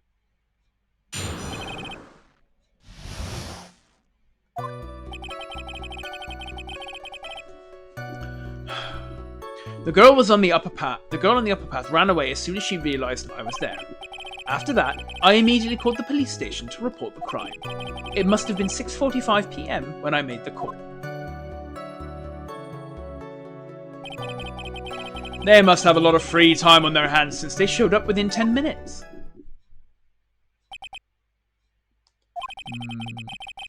So the person who was on the upper path saw you and then ran away? Yes, that is correct. Which is why even someone without a superior brain like mine can understand that. That girl is the murderer.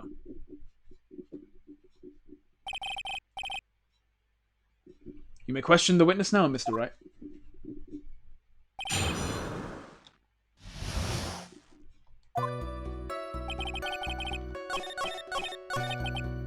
I can't find anything out of the ordinary in his testimony.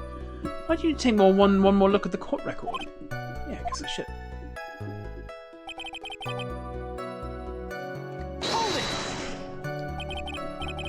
She ran away just like that? Yes, she did. She saw me and flew the nest like the guilty bird she is. Oh, I'm sorry. Was that pun too hard for someone who only got a third-rate education? Actually, that did take me a few seconds to get. Anyway, if she ran away the instant she saw you, how could you tell it was my client? The witness has already answered that question. He has stated that the defendant is the culprit. This is true. Mr. Wright, I'm striking your question from the record. I'm going to get more information out of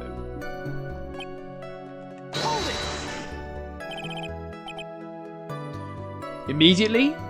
As in immediately?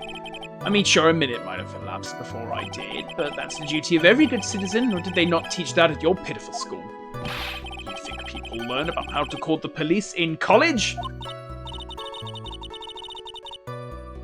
Hey, Nick, I think you should take a look at the court record for a sec.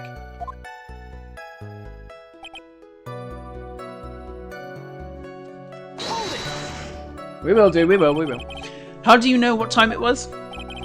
That detective told me. You know which one I mean. The one with the jacket that makes him look like a dropout from a no-name high school. Hey pal, I graduated from a pretty good, top-ranked college. I got you. I don't believe this. It doesn't matter. I don't believe I was mistaken on what time I called.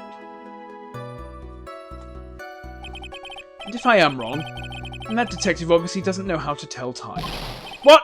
Why, you're just some lousy kid who... I think the court can see your point. Anyway, how did the police respond?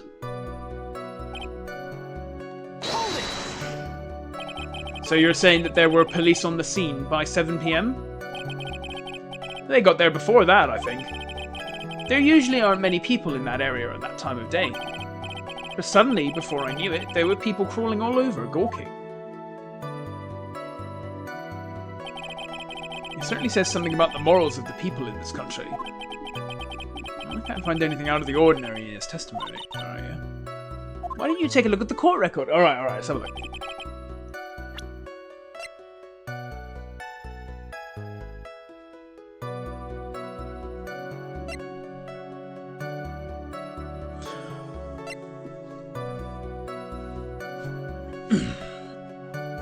Alright, let's see.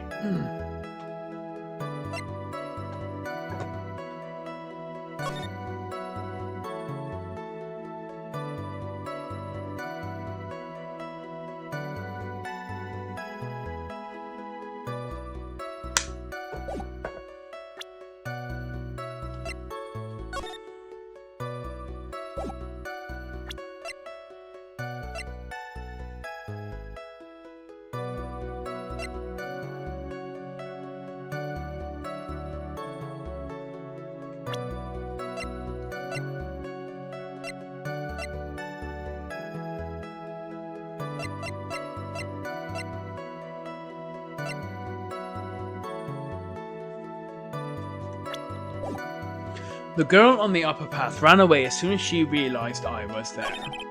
After that, I immediately called the police station to report the crime.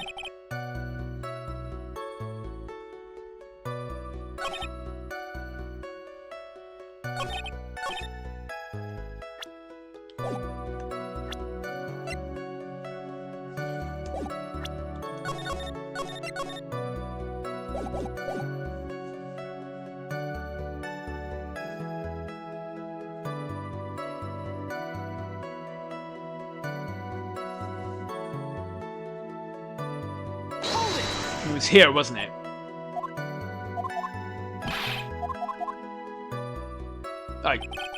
Read that again.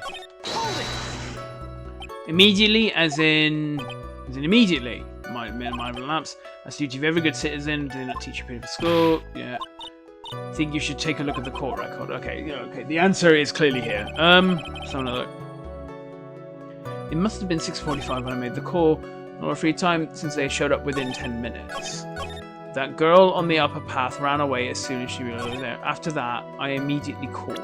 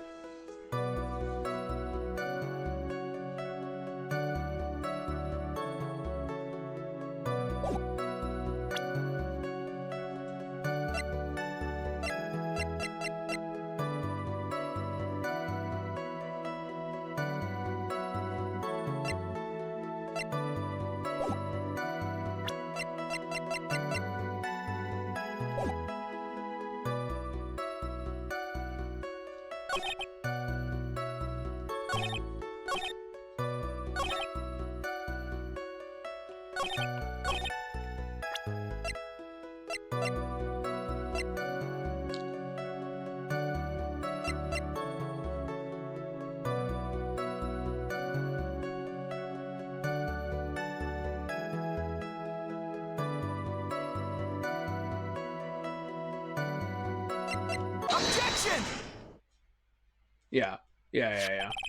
Felt pretty. The timing is mismatched. It's like if you saw it happen and it was 6:45 you made the call, then you're lying. Because the time of death was recorded 10-15 minutes earlier. Okay, yeah, cool. Mr. Wellington, would you please take a look at this? You mean the victim's autopsy report? According to this, the murder occurred at 6:28 p.m. So what of it? You said that you called the police immediately after the murder took place. However, by the time you had called the police, it was already 6:45 p.m. There is clearly a 15-minute gap here. Do you deny it?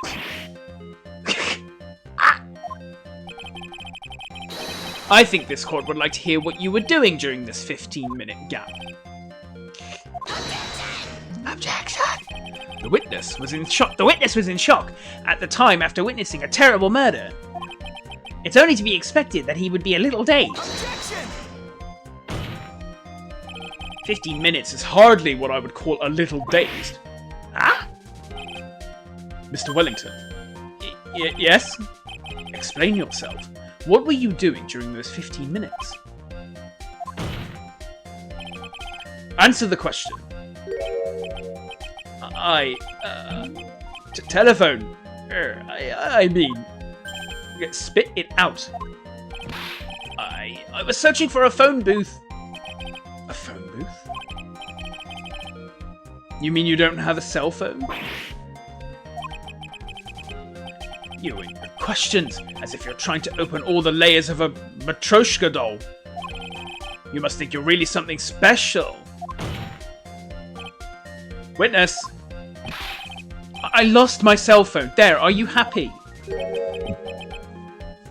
You lost it? Unbelievable. You lose your glasses and your cell phone. You must be very scatterbrained when it comes to your belongings. What?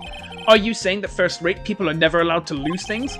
Haven't you ever heard? So by that rationale, since I don't think simple, plain people like you can understand. Enough. Please, enough. Oh man, oh man. Wait. Hold on a second. He lost his cell phone? Nick, that cell phone. Could it be? Yes, Maya, of course it is. You mean this phone Maggie found? There's no way. Boy, I didn't see this coming. What should I do now? Mr. Wellington, where is your cell phone right now? What are you getting all excited about? You seem to be a little confused. I found my phone, I'll have you know. See? Here it is. Oh, I see. Looks like he's got his phone. And I thought that just maybe this was his. Well then, I think we've cleared this issue up. At the time of the murder, the witness did not have his cell phone because he had lost it. Therefore, the delay in his call was caused by his search for a phone booth. Oh, that's the gist of it. I guess you could put it that way and leave it at that. Do you have any further questions, Mr. Wright? Your Honour, the witness's testimony does not make any sense.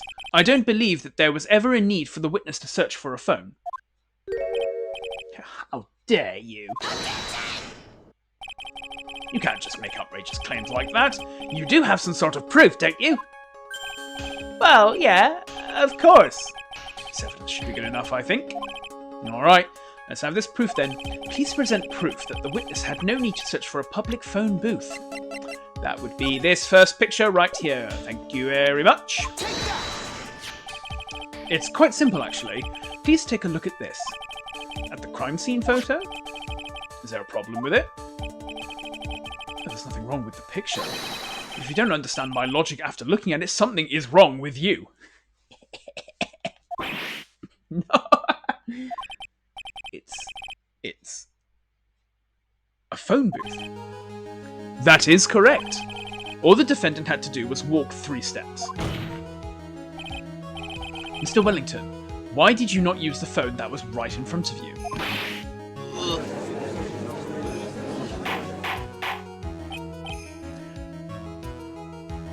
Order, order.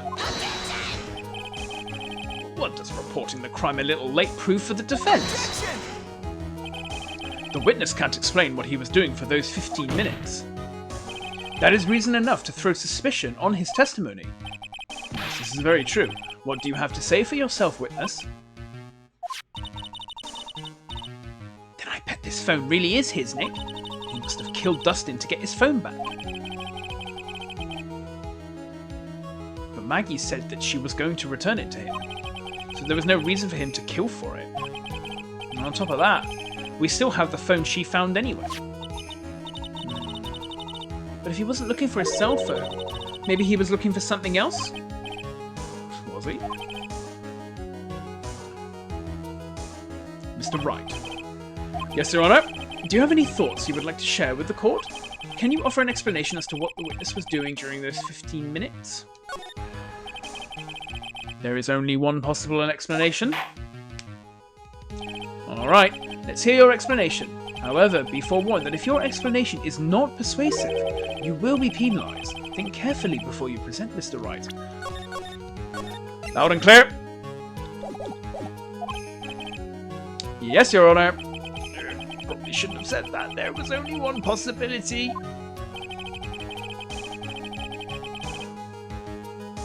Please present to the court the one piece of evidence that will answer the following. Oh wow, it's not going to take off 2 hit points? That's nice. Why didn't the witness call the police right away?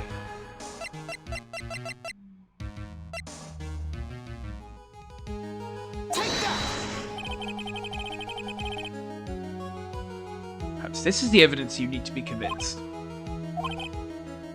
Okay, maybe not. Okay, I thought I had that unlocked. Perhaps? I thought that was just an idea I thought I'd throw out. I suggest that perhaps you should find a better piece of evidence. Oh then. Before you do, you will be penalised. Ouch. Why didn't the witness call the police right away?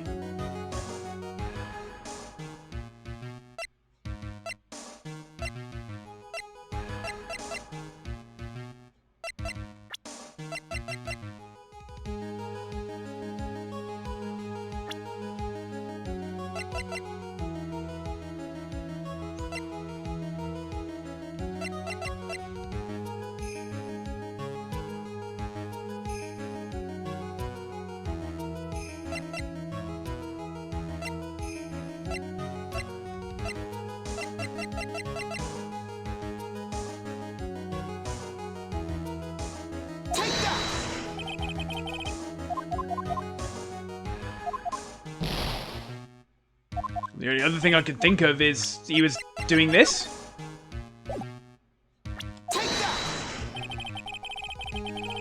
Okay, well, there we go.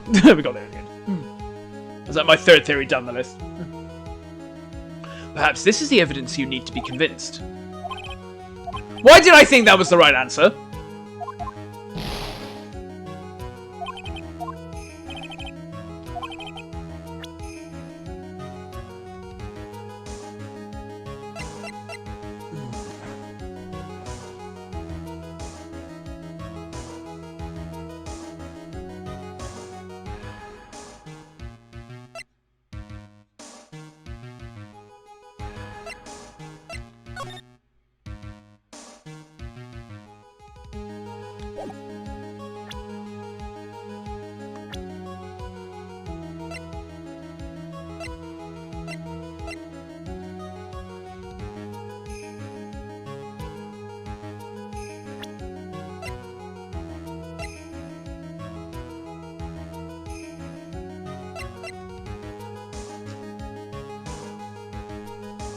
Well, it's not that. It won't be that. It's not the photos.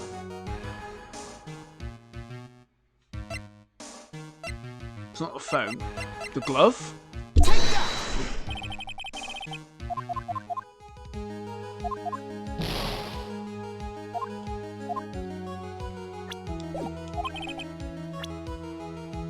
The only other thing is the glasses.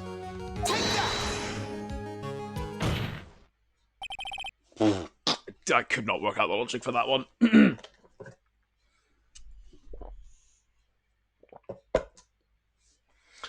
Mr. Wellington.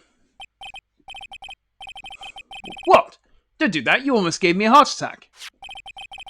These are your glasses, aren't they? Where did you find... I believe the court all heard what you just confessed to. That these glasses are in fact yours. I'll tell you where they were found, Mr. Wellington. These glasses were found under the victim's body.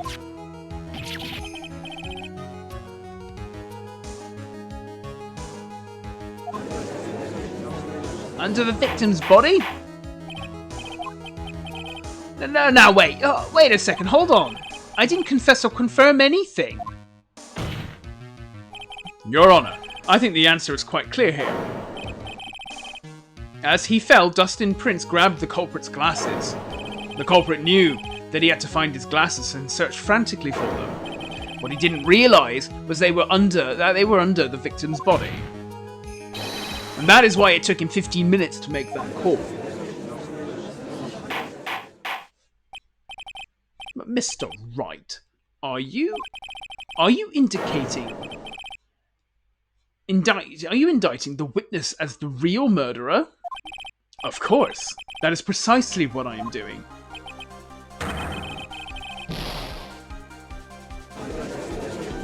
Ooh.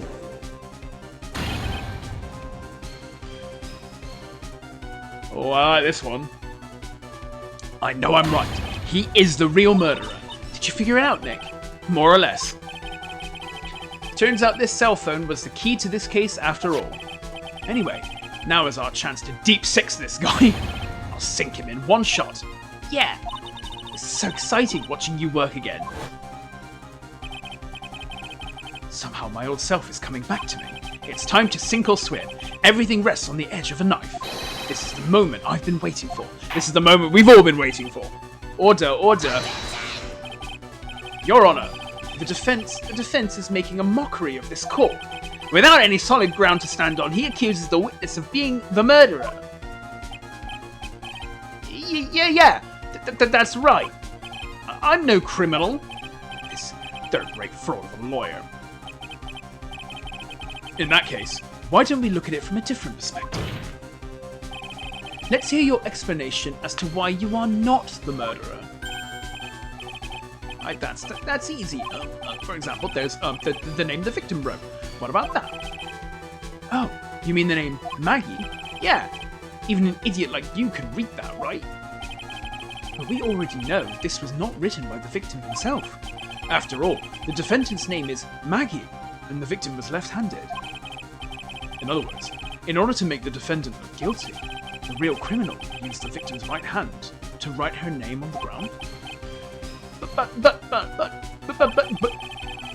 wouldn't that mean that the real criminal was someone the defendant knew? Otherwise, how else would that person know her name was Maggie? Maggie. That is a good point. The witness didn't even know of Miss Bird before this trial. Ah, I forgot. Was there any way this creep could have known Maggie's name beforehand? It would be best if I could prove that the witness had a chance to learn that the defendant's name was Maggie. Now, will the defense please present its case?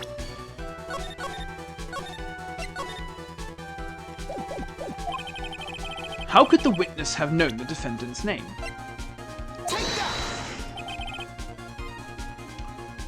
Mr. Wellington, you didn't have your cell phone with you on the day of the murder, correct? So what if I didn't? When you realized you had lost it, what did you do? What did I do? Didn't you try to find it by calling it? Why, how did you... Your Honor, these questions have nothing to do with... Overruled. Mr. Wright, where are you going with this line of questioning? Do you think there is some relation between the witness's cell phone and the murder? I do, Your Honor. On the day of the murder, Maggie Bird picked up a lost phone in the park. And...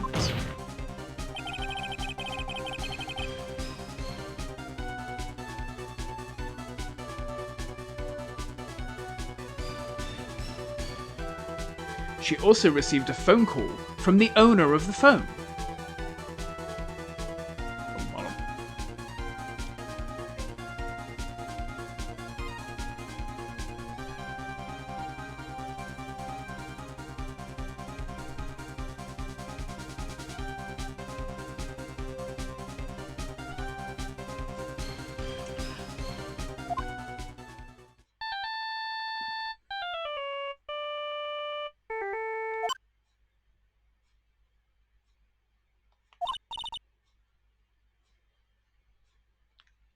Hello?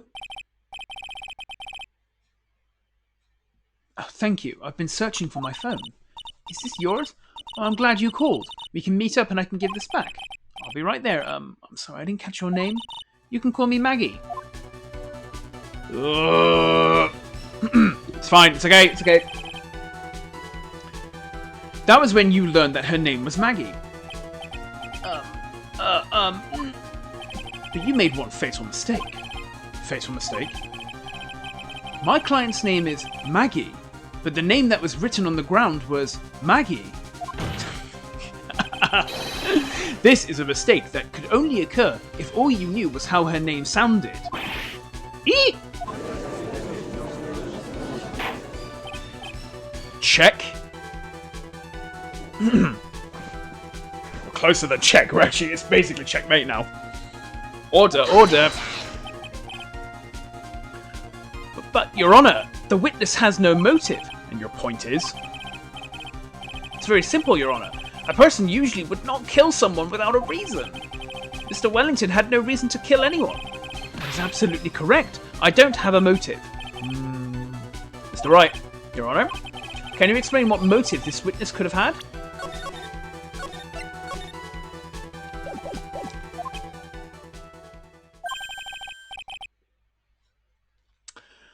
It's very simple, Your Honor. Are you sure, Nick? If I said I can't offer an explanation, then the trial's over, right? Yeah, but... Now then, please present to this court proof that the witness had a motive.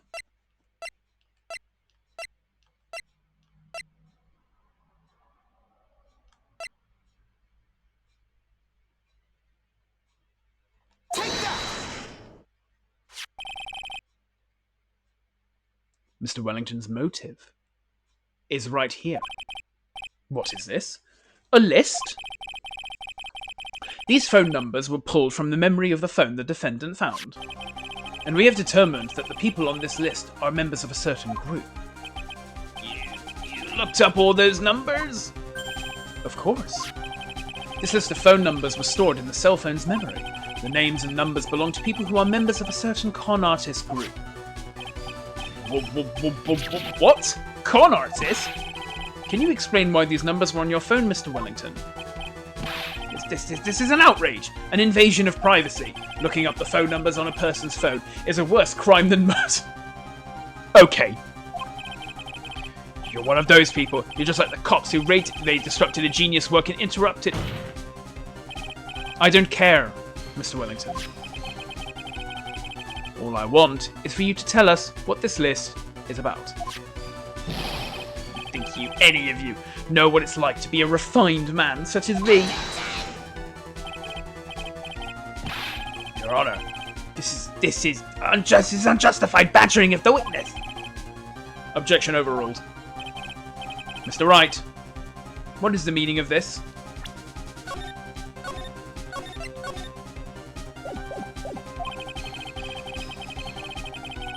Why would the witness have the numbers of a group of con artists on his phone? Isn't that obvious? The witness is a victim of that group. A member of the group. Mr. Wellington is a member of this very group. No! All of your friends' phone numbers are stored right here on this phone. If anyone were to look into these phone numbers, it would be all over for you. That is why you had to kill. No, this is too much!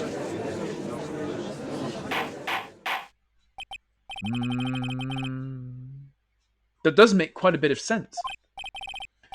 Well, Mr. Wellington, would you care to explain? Oh, I got you now. Checkmate! That police officer... Your Honor! I'm trying to do the voice, but I can't consistently do it. What is it, Mr. Payne? Your Honor, this is unjustified badgering of the witness. You said the exact same thing only a few seconds ago. Please, let's think about the content of that phone call. Hello? Oh, thank you. I've been searching for my phone. Is this yours? Oh, I'm glad you called. We can meet up and I can give this back.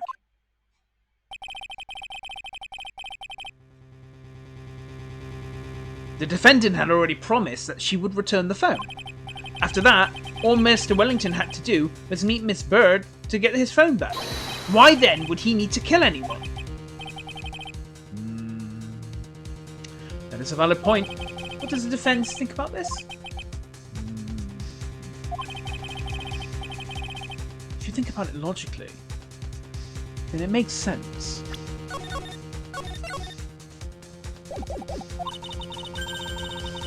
Then maybe we should be thinking outside the box.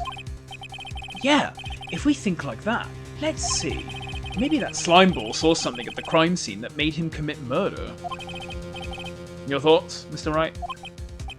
Well, I don't think Mr. Wellington went to pick up his phone in a very friendly manner. But he was promised his phone, so why would he have been unfriendly to the defendant? I think he must have seen something that didn't agree with him when he got there. Well then, Mr. Wright, what was this something that didn't agree with the witness?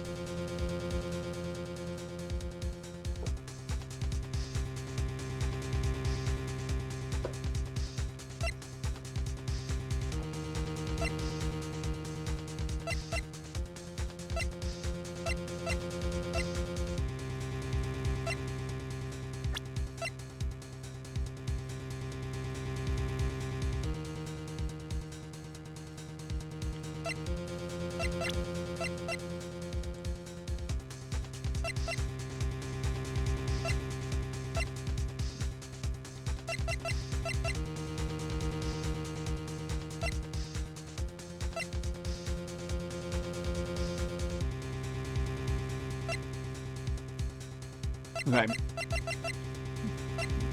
Alright. It wouldn't be the phone itself. No. Not the glasses, obviously.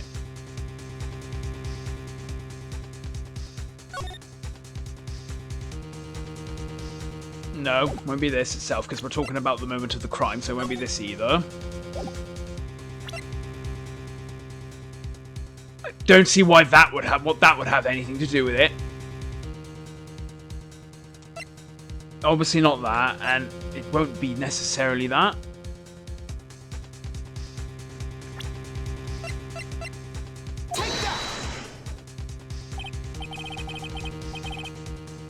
Yeah. Okay, good. It's just the fact that himself. Yeah. What Mr. Wellington saw was the victim. The victim? You mean Dustin Prince? Dustin Prince had gone on his date right after his shift was over. With no time to change, he went to the park still wearing his police uniform. Oh.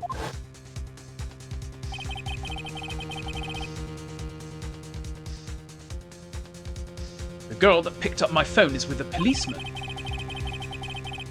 He couldn't have known they were going out, so he began to worry. Ah, yeah. He was afraid the policeman would ask a few questions before returning the phone. If I do anything suspicious, he might run a check on my phone. In his mind, it was possible that they had already run a check on the phone. And he went into a panic, is what you're saying?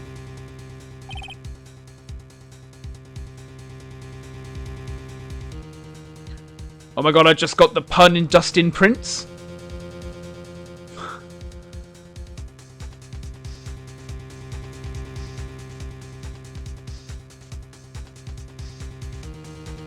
I don't think I know that one.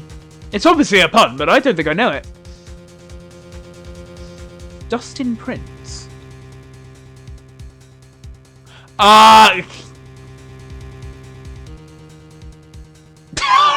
Okay.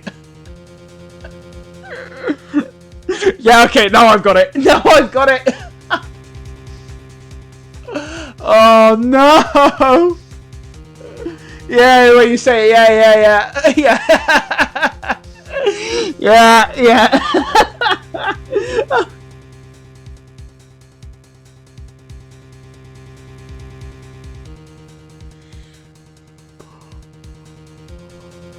Oh my days.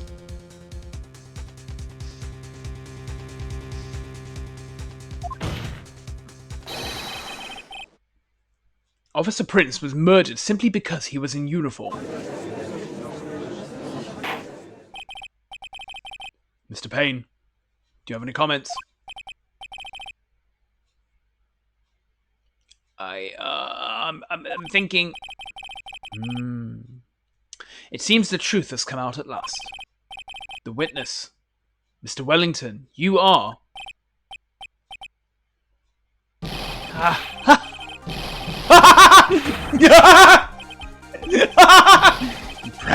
Impressive. Not bad for a person with a third-rate education. Bro is crashing out. Oh, this is big check. Checkmate, essentially. What's that supposed to mean? The evidence. Evidence!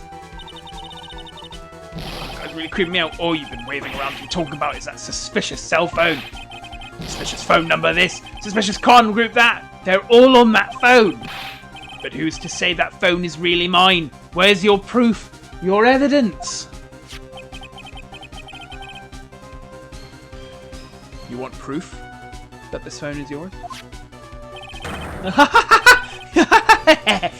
I already told you earlier. The phone I lost. I've already found it. You don't even have the slightest idea who the phone in your hand belongs to. But you can be sure it isn't mine, you simpleton.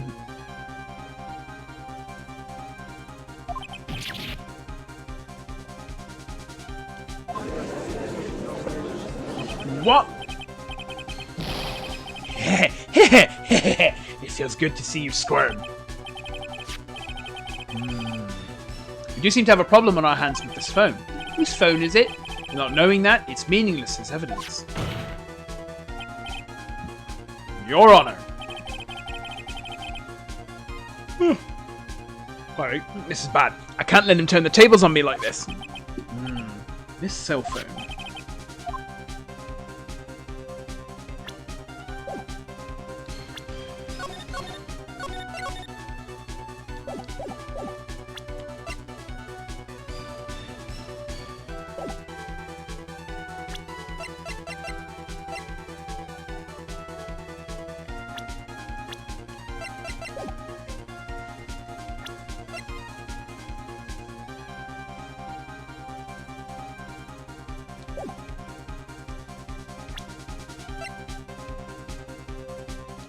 Fingerprints.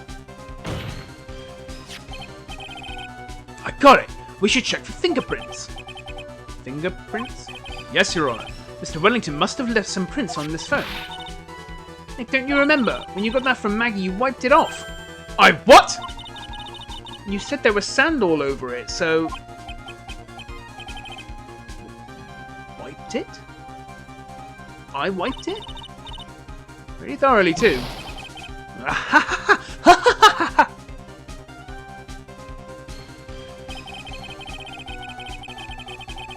Oh, it's oh so much fun watching third-rate trash babble like morons amongst yourselves. Harry's made a complete recovery. How many times do I have to say this? My phone is right here, you see? Oh, and incidentally, you can't check the numbers stored on this phone.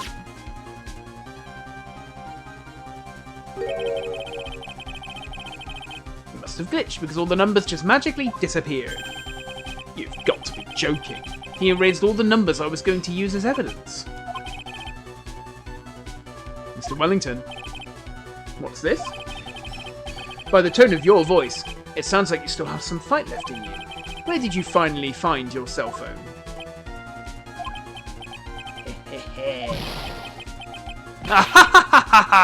Oh, you are too much! And of course you have no idea what I'm talking about.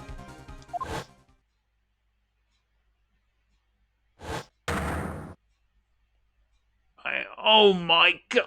Now I remember!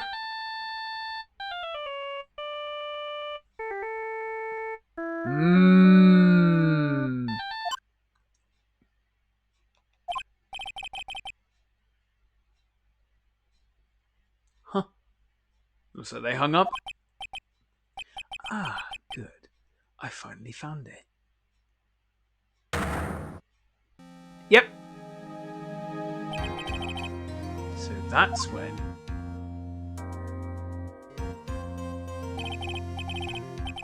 What's wrong, Mr. Attorney? Why the harsh glare in your eyes? Nick, we've worked so hard to get this far, but if you don't do something quick, he's going to get off scot-free. I know. I know this phone has to be his. But how am I supposed to prove something like that? Mr. Wright, if you cannot prove who the owner of that cell phone is, your indictment has no basis and therefore no power. It looks like you came up with a penny short. It looks like you came up a penny short, even. Where did I go wrong? Don't blame yourself. You're merely a third-rate lawyer. You only made one big mistake. Who are you? What are you? That's something you haven't figured out for yourself yet. Who I am? The court hereby concludes the cross-examination. If that will be all, I'll have to bid you gentlemen and ladies goodbye. I have a reservation at that ultra-fancy restaurant on the upper side of town. Thank you for your assistance. You've had a stressful day, so please, bon appetit. What am I supposed to do? Am I supposed to just let it go at that? Hold it! Please wait, Your Honor. Oh, right, Nick. I think I may be able to prove it. Prove it? Prove what, Mr. Wright? Everything. I hate that I'm on no health, because it's making it so much more tense than it needs to be. Your Honor, the cross-examination has already ended. Besides, the defense is just going to badger the witness with more inane questions. We will not harass the witness. Is that clear, Mr. Wright?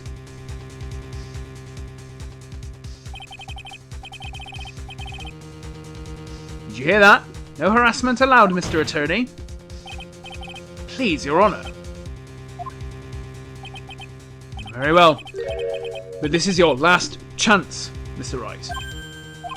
You may present one piece of evidence to the court. You only get one shot at this. If you cannot prove everything, it's over. For your client and for you. Do you fully understand? Yeah.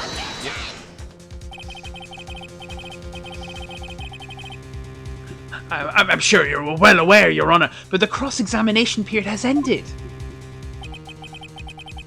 Were you paying attention, Mr. Payne? I said that Mr. Wright could present only one more piece of evidence. Oh. Now then, Mr. Wright, this is your last chance. It all comes down to this. It's go time. Please present the one piece of evidence that will explain everything.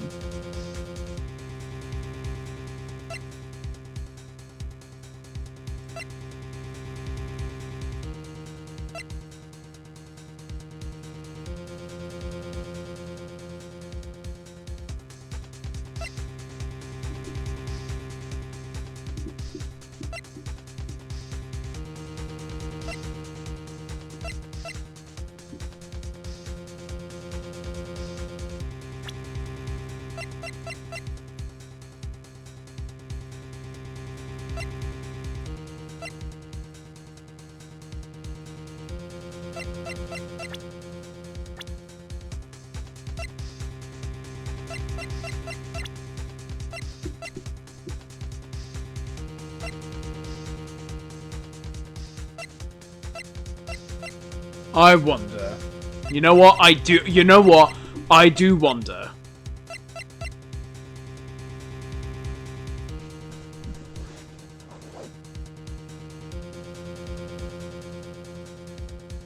Who am I? I'm Phoenix Wright. And I am a defense attorney. Fuck. I thought that would have been really cool. Ah! Is this your final answer? It's a bit disappointing. No, that was just a friendly gesture. I was hoping for... I was like, I want this to be really cool. I was there like, I'm an attorney, and I will explain everything.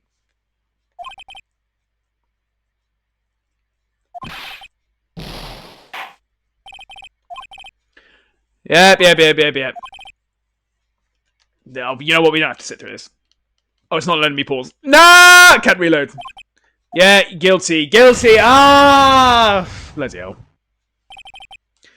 Blah, blah, blah, blah. Yeah.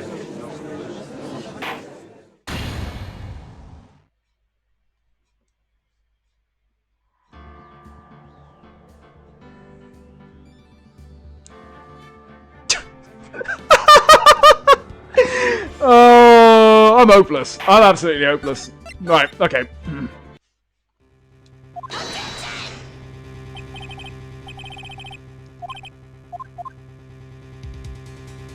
I thought that would have been really cool, to be honest. Who are you? I'm the defense attorney. I guess not.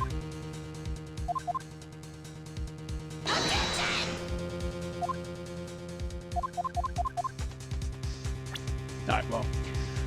Okay, one piece of evidence that explains everything. At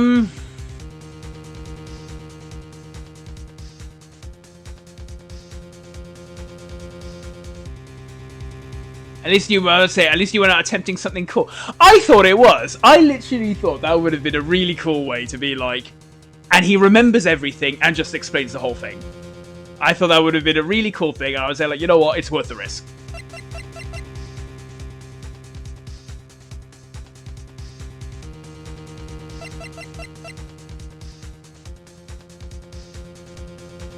Okay, well, let's think this through then. Maggie found this in the park. She got in contact with its owner, but they never showed.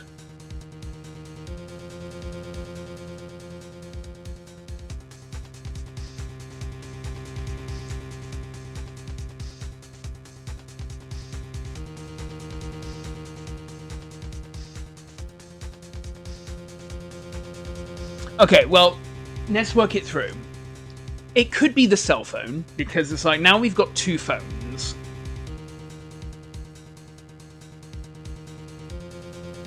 And so, I don't know how, though. It won't be that.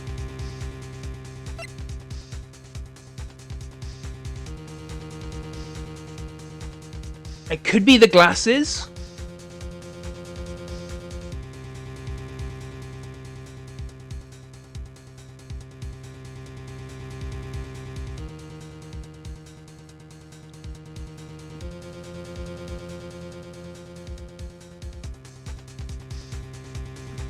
You know, it could be the glasses because it's like, you know, nearsighted, so you could test his vision. It won't be the photo. It won't be, well...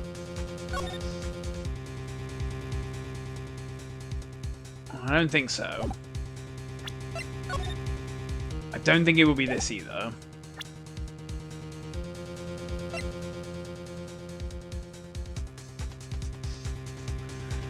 Could it be the glove? Could he have...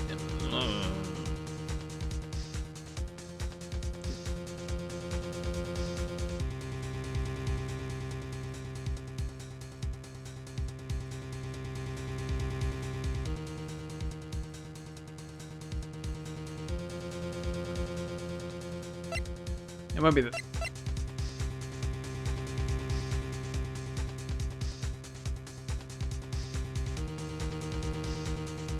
Hang on, we haven't used this yet, though. We haven't used this at all, actually. A list of con artists. We have not used this at all. Could it be this? Something about using Phoenix's cell phone number? I'm actually, you know what? That's good enough for me. Let's see.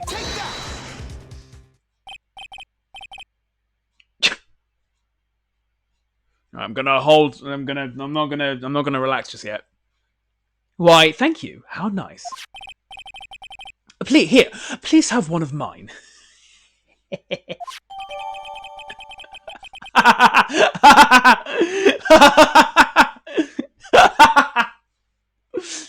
judge's business card. It's written in fancy script. The ink is strong and clear, but I still can't read it.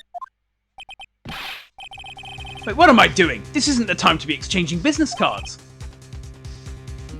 Your Honor, there is something very important about that card, and that is the name on the card. This card is important because of what is on the back. You wrote your cell phone number on the back, but that's exactly it. Can you please call this number from your cell phone? Huh? Right now? But court is still in session. It's okay. You'll see. Immediately, you have cell phones in court. Immediate disbarred. Immediate removal from court.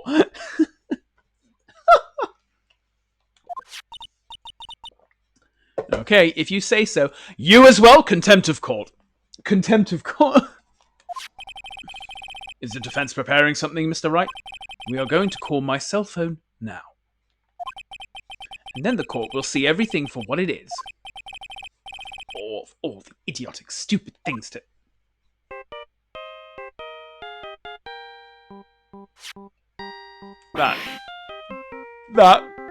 Oh, that theme, bro. Oh. I'll never forget it. Ah. What? Why is my phone...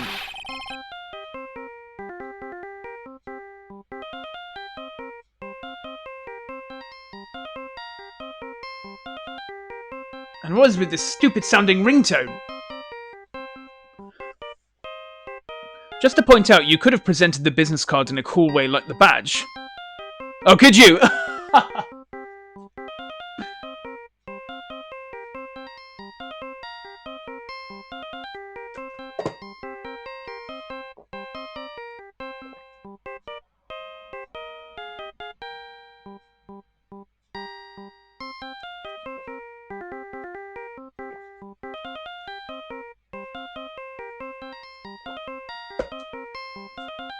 Oh, no, meant you person. Oh, I didn't think to. Yeah, I didn't think. No, I just didn't think to. It's like, I'd be like, I am Phoenix Wright.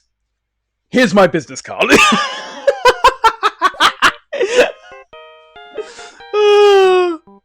Can I stop the music at will?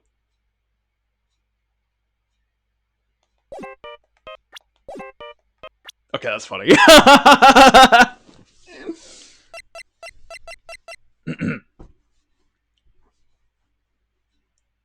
Phoenix Wright, defense attorney.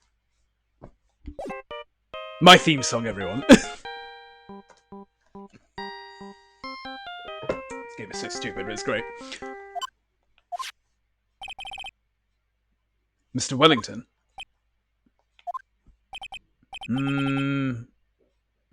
How strange. I could almost swear that you're holding my phone.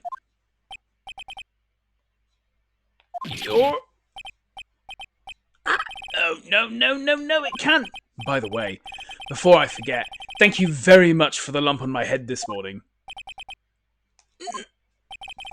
I don't think I need to explain any further, except to say, when you went to retrieve your cell phone, you mistakenly took the wrong one. Ah! Checkmate. That's checkmate. Ah! Bruh, yo!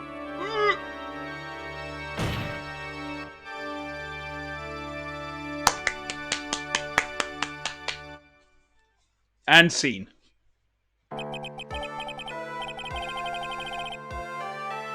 So that is what happened. You were knocked out by Mr. Wellington. He is a man who lives on his pride and self-image alone. And in order to hide his involvement with the con artist group, he has become paranoid and has lost all ability to make rational judgments. Then, Mr. Wright, the phone you're holding... It is Mr. Wellington's, naturally. Speaking of that man, how is he, Mr. Payne? He was arrested and has been taken away, Your Honor. Very well. Now then... Okay. Alright. Sorry, Maggie. Forget what happened before. You're okay, you're fine. We're gonna do this. Right. It's our first one in 2 weeks.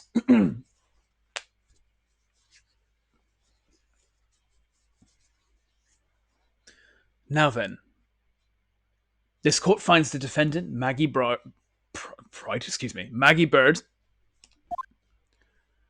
not guilty. Yes! Let's go! That is all. This court is adjourned. Okay, we made it. We got there. We got it. We did it. We did it. We did it. We did it. We did it. September 8th, 2016, District Court Defendant Lobby number 1. Woo! Look at that face. Look at that smile. I knew that the real you would shine through eventually. I'm so moved by what you've done for me, sir. Thank you so much, Mr. Wright. I feel really bad for Dustin. He didn't do anything to deserve this. It's probably because of me. Huh? My whole life has been nothing but a whirlwind of bad luck and failures. Your whole life? Can't be that bad, can it? Since I was 6 months old, when I fell from the 9th floor of my apartment building. Excuse me? What? I've been hit by all sorts of vehicles, gotten sick from all sorts of foods, failed at almost every test I've ever taken, experienced almost every kind of disaster, and never won or even tied at a game of tic-tac-toe. How are you alive?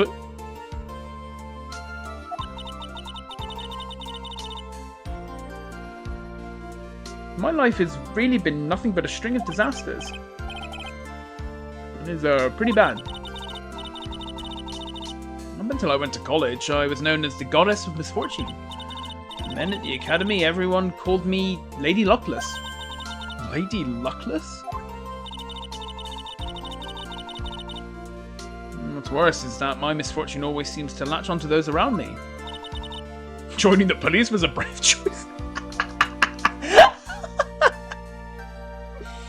What do you mean? When I see someone in trouble, I always try to help. Oh, that's right. You were talking about this earlier. It happened again recently too, sir. There was an old lady pacing back and forth by the pedestrian crosswalk. I gave her my hand, and before I knew it, we were having dinner at my house. Oh. I'm sure that Dustin's gone because of me. That's not true.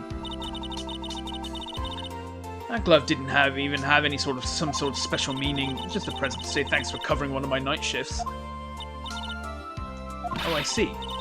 Everything is all my fault. Dustin's death, your head being all messed up. Oh, well, I don't think my head is that messed up yet. I'm going to find a new life for myself, starting now. The next time we meet, I'm sure I'll have found an whole ocean's worth of good luck by then, sir. The goddess of misfortune is only a name. You bet. I'm gonna make it. I promise. Next time we meet, I'll only be an unlucky person instead of a goddess. Yeah, that's the spirit. Well, Mr. Wright, Maya, I should get going. Okay, good luck to you. Thanks. You take care of yourselves too.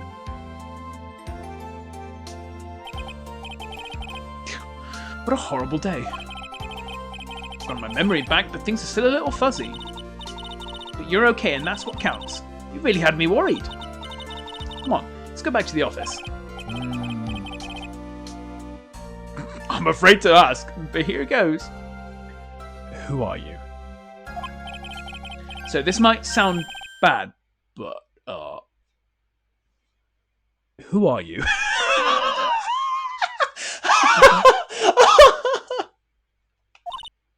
What? I thought you said you got your memory back. At that moment, everything really did come back to me. Detective Gumshoe. He's someone I've had clashes with in the past during certain cases, but he's also been a good ally during others. The judge. He's a lovable, kind old man who is easily swayed by other people's opinions. I think he just is. It's like, it doesn't matter who's talking, he just gets easily swayed. It doesn't really matter. But in the end, he always comes up with the right verdict.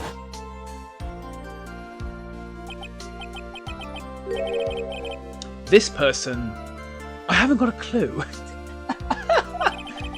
He seems to know me, but maybe he's mistaken me for someone else? And this girl, Maya? You finally remembered. This is Maya Fey, my assistant. That's right. I have so many unforgettable memories about her. For example, Earth to Nick, what's wrong? You keep staring at me. Don't tell me you've missed me. Well, yeah, I suppose I have. I feel like I haven't seen you in ages. And you would be right, Phoenix. You would be right, because we haven't seen her in ages. We spent, like, a whole month and a half. Or, like, yeah, we spent, like, a whole month and a bit or something entirely doing a case where you were not present. And then we took a break for Luigi's Mansion. So it has been a very long time since I've seen you, Maya. Oh? Well, I'm back now. So it's time for us to create new memories together. Let's go. We got a whole 2 more games together. And maybe more. I don't know yet. Alright, sounds good. All the phone numbers on my phone were erased by Mr. Wellington. I guess I have to start over from the very beginning. Come on, Nick. Let's go to our usual burger joint. Okay. Actually, it hasn't even been that long since she came back into my life.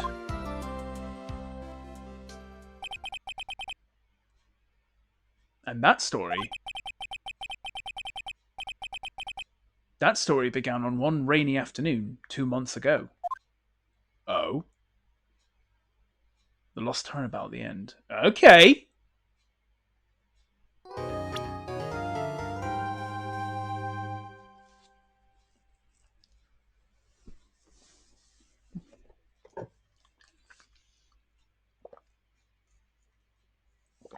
Right, we're finally going to meet this person. Again, I've seen, like... I know some characters that are going to turn up. I just don't know when they turn up. But this is somebody I have seen. So it's like, okay, we're going to find out who this is.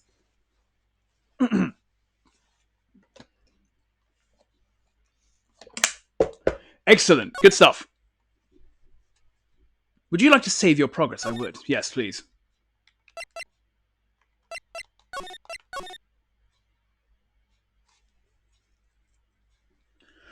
Alrighty. Reunion and turnabout. Well, I look forward to that one.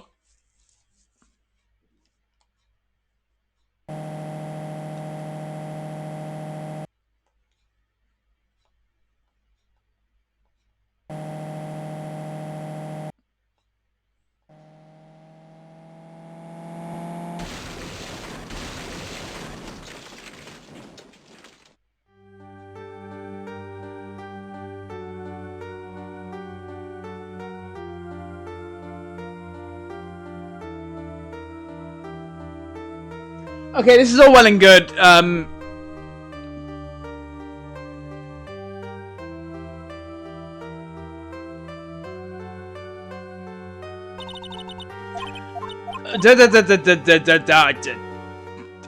We'll look at this properly when we start again on Thursday. This is like, get me out of here.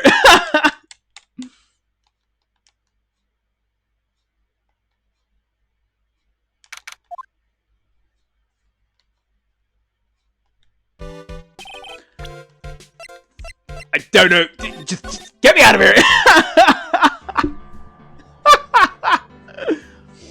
Oh. Okay. All right.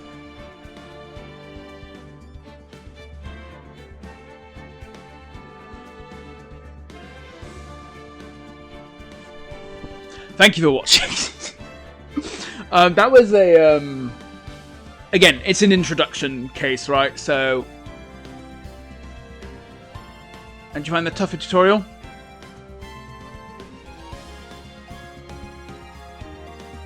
I mean, again, so this is where the fun comes in now, because it's like, okay, we are back at the beginning of the game. So it's not like it would be fair for me to compare the first episode of Game 2 with, you know, the latter cases of Game 1, right?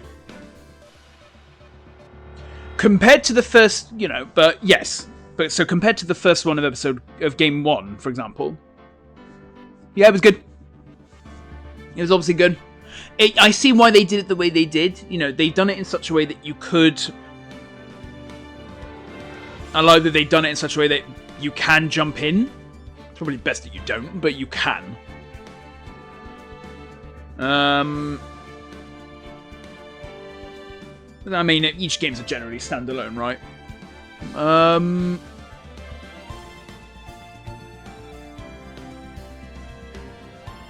I found it alright, yeah. Yeah, it was fine. Yeah, it was good. Remembering... Again, it's good that they introduced the mechanic of giving profiles as evidence. There was a fight, you know... It's good that there'll be something else to kind of add to the mix as we go forward. But no, it was good. There's some good ones upcoming, you'll get there. Oh, of course, yeah. I mean, I kind of get the feeling this is just how it's going to go. They're just going to get better and better. Obviously, again, it's an introduction. It was a good case. I did like some of the things. I did like some of the tricks on it, so I was quite happy with that.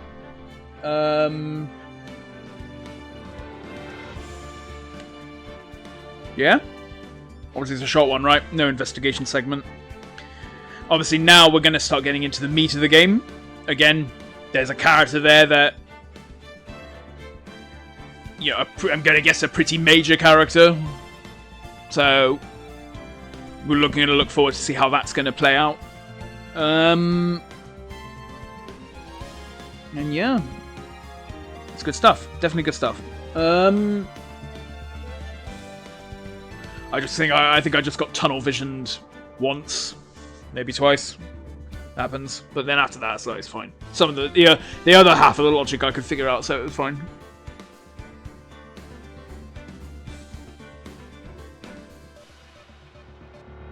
No, it's good stuff.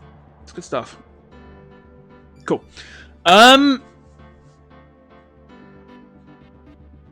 No, it's good to be back in court. It's good to be playing this game. It's only been like 2 weeks. Like literally, we played this 2 weeks ago, so it hasn't been that long really. But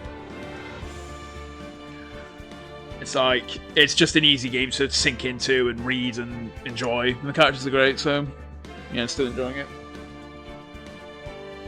And like I say, we're making our way through. But it's a good start though. Good start to the game. And look forward to playing more. Right then. I'm going to go now, because it's late.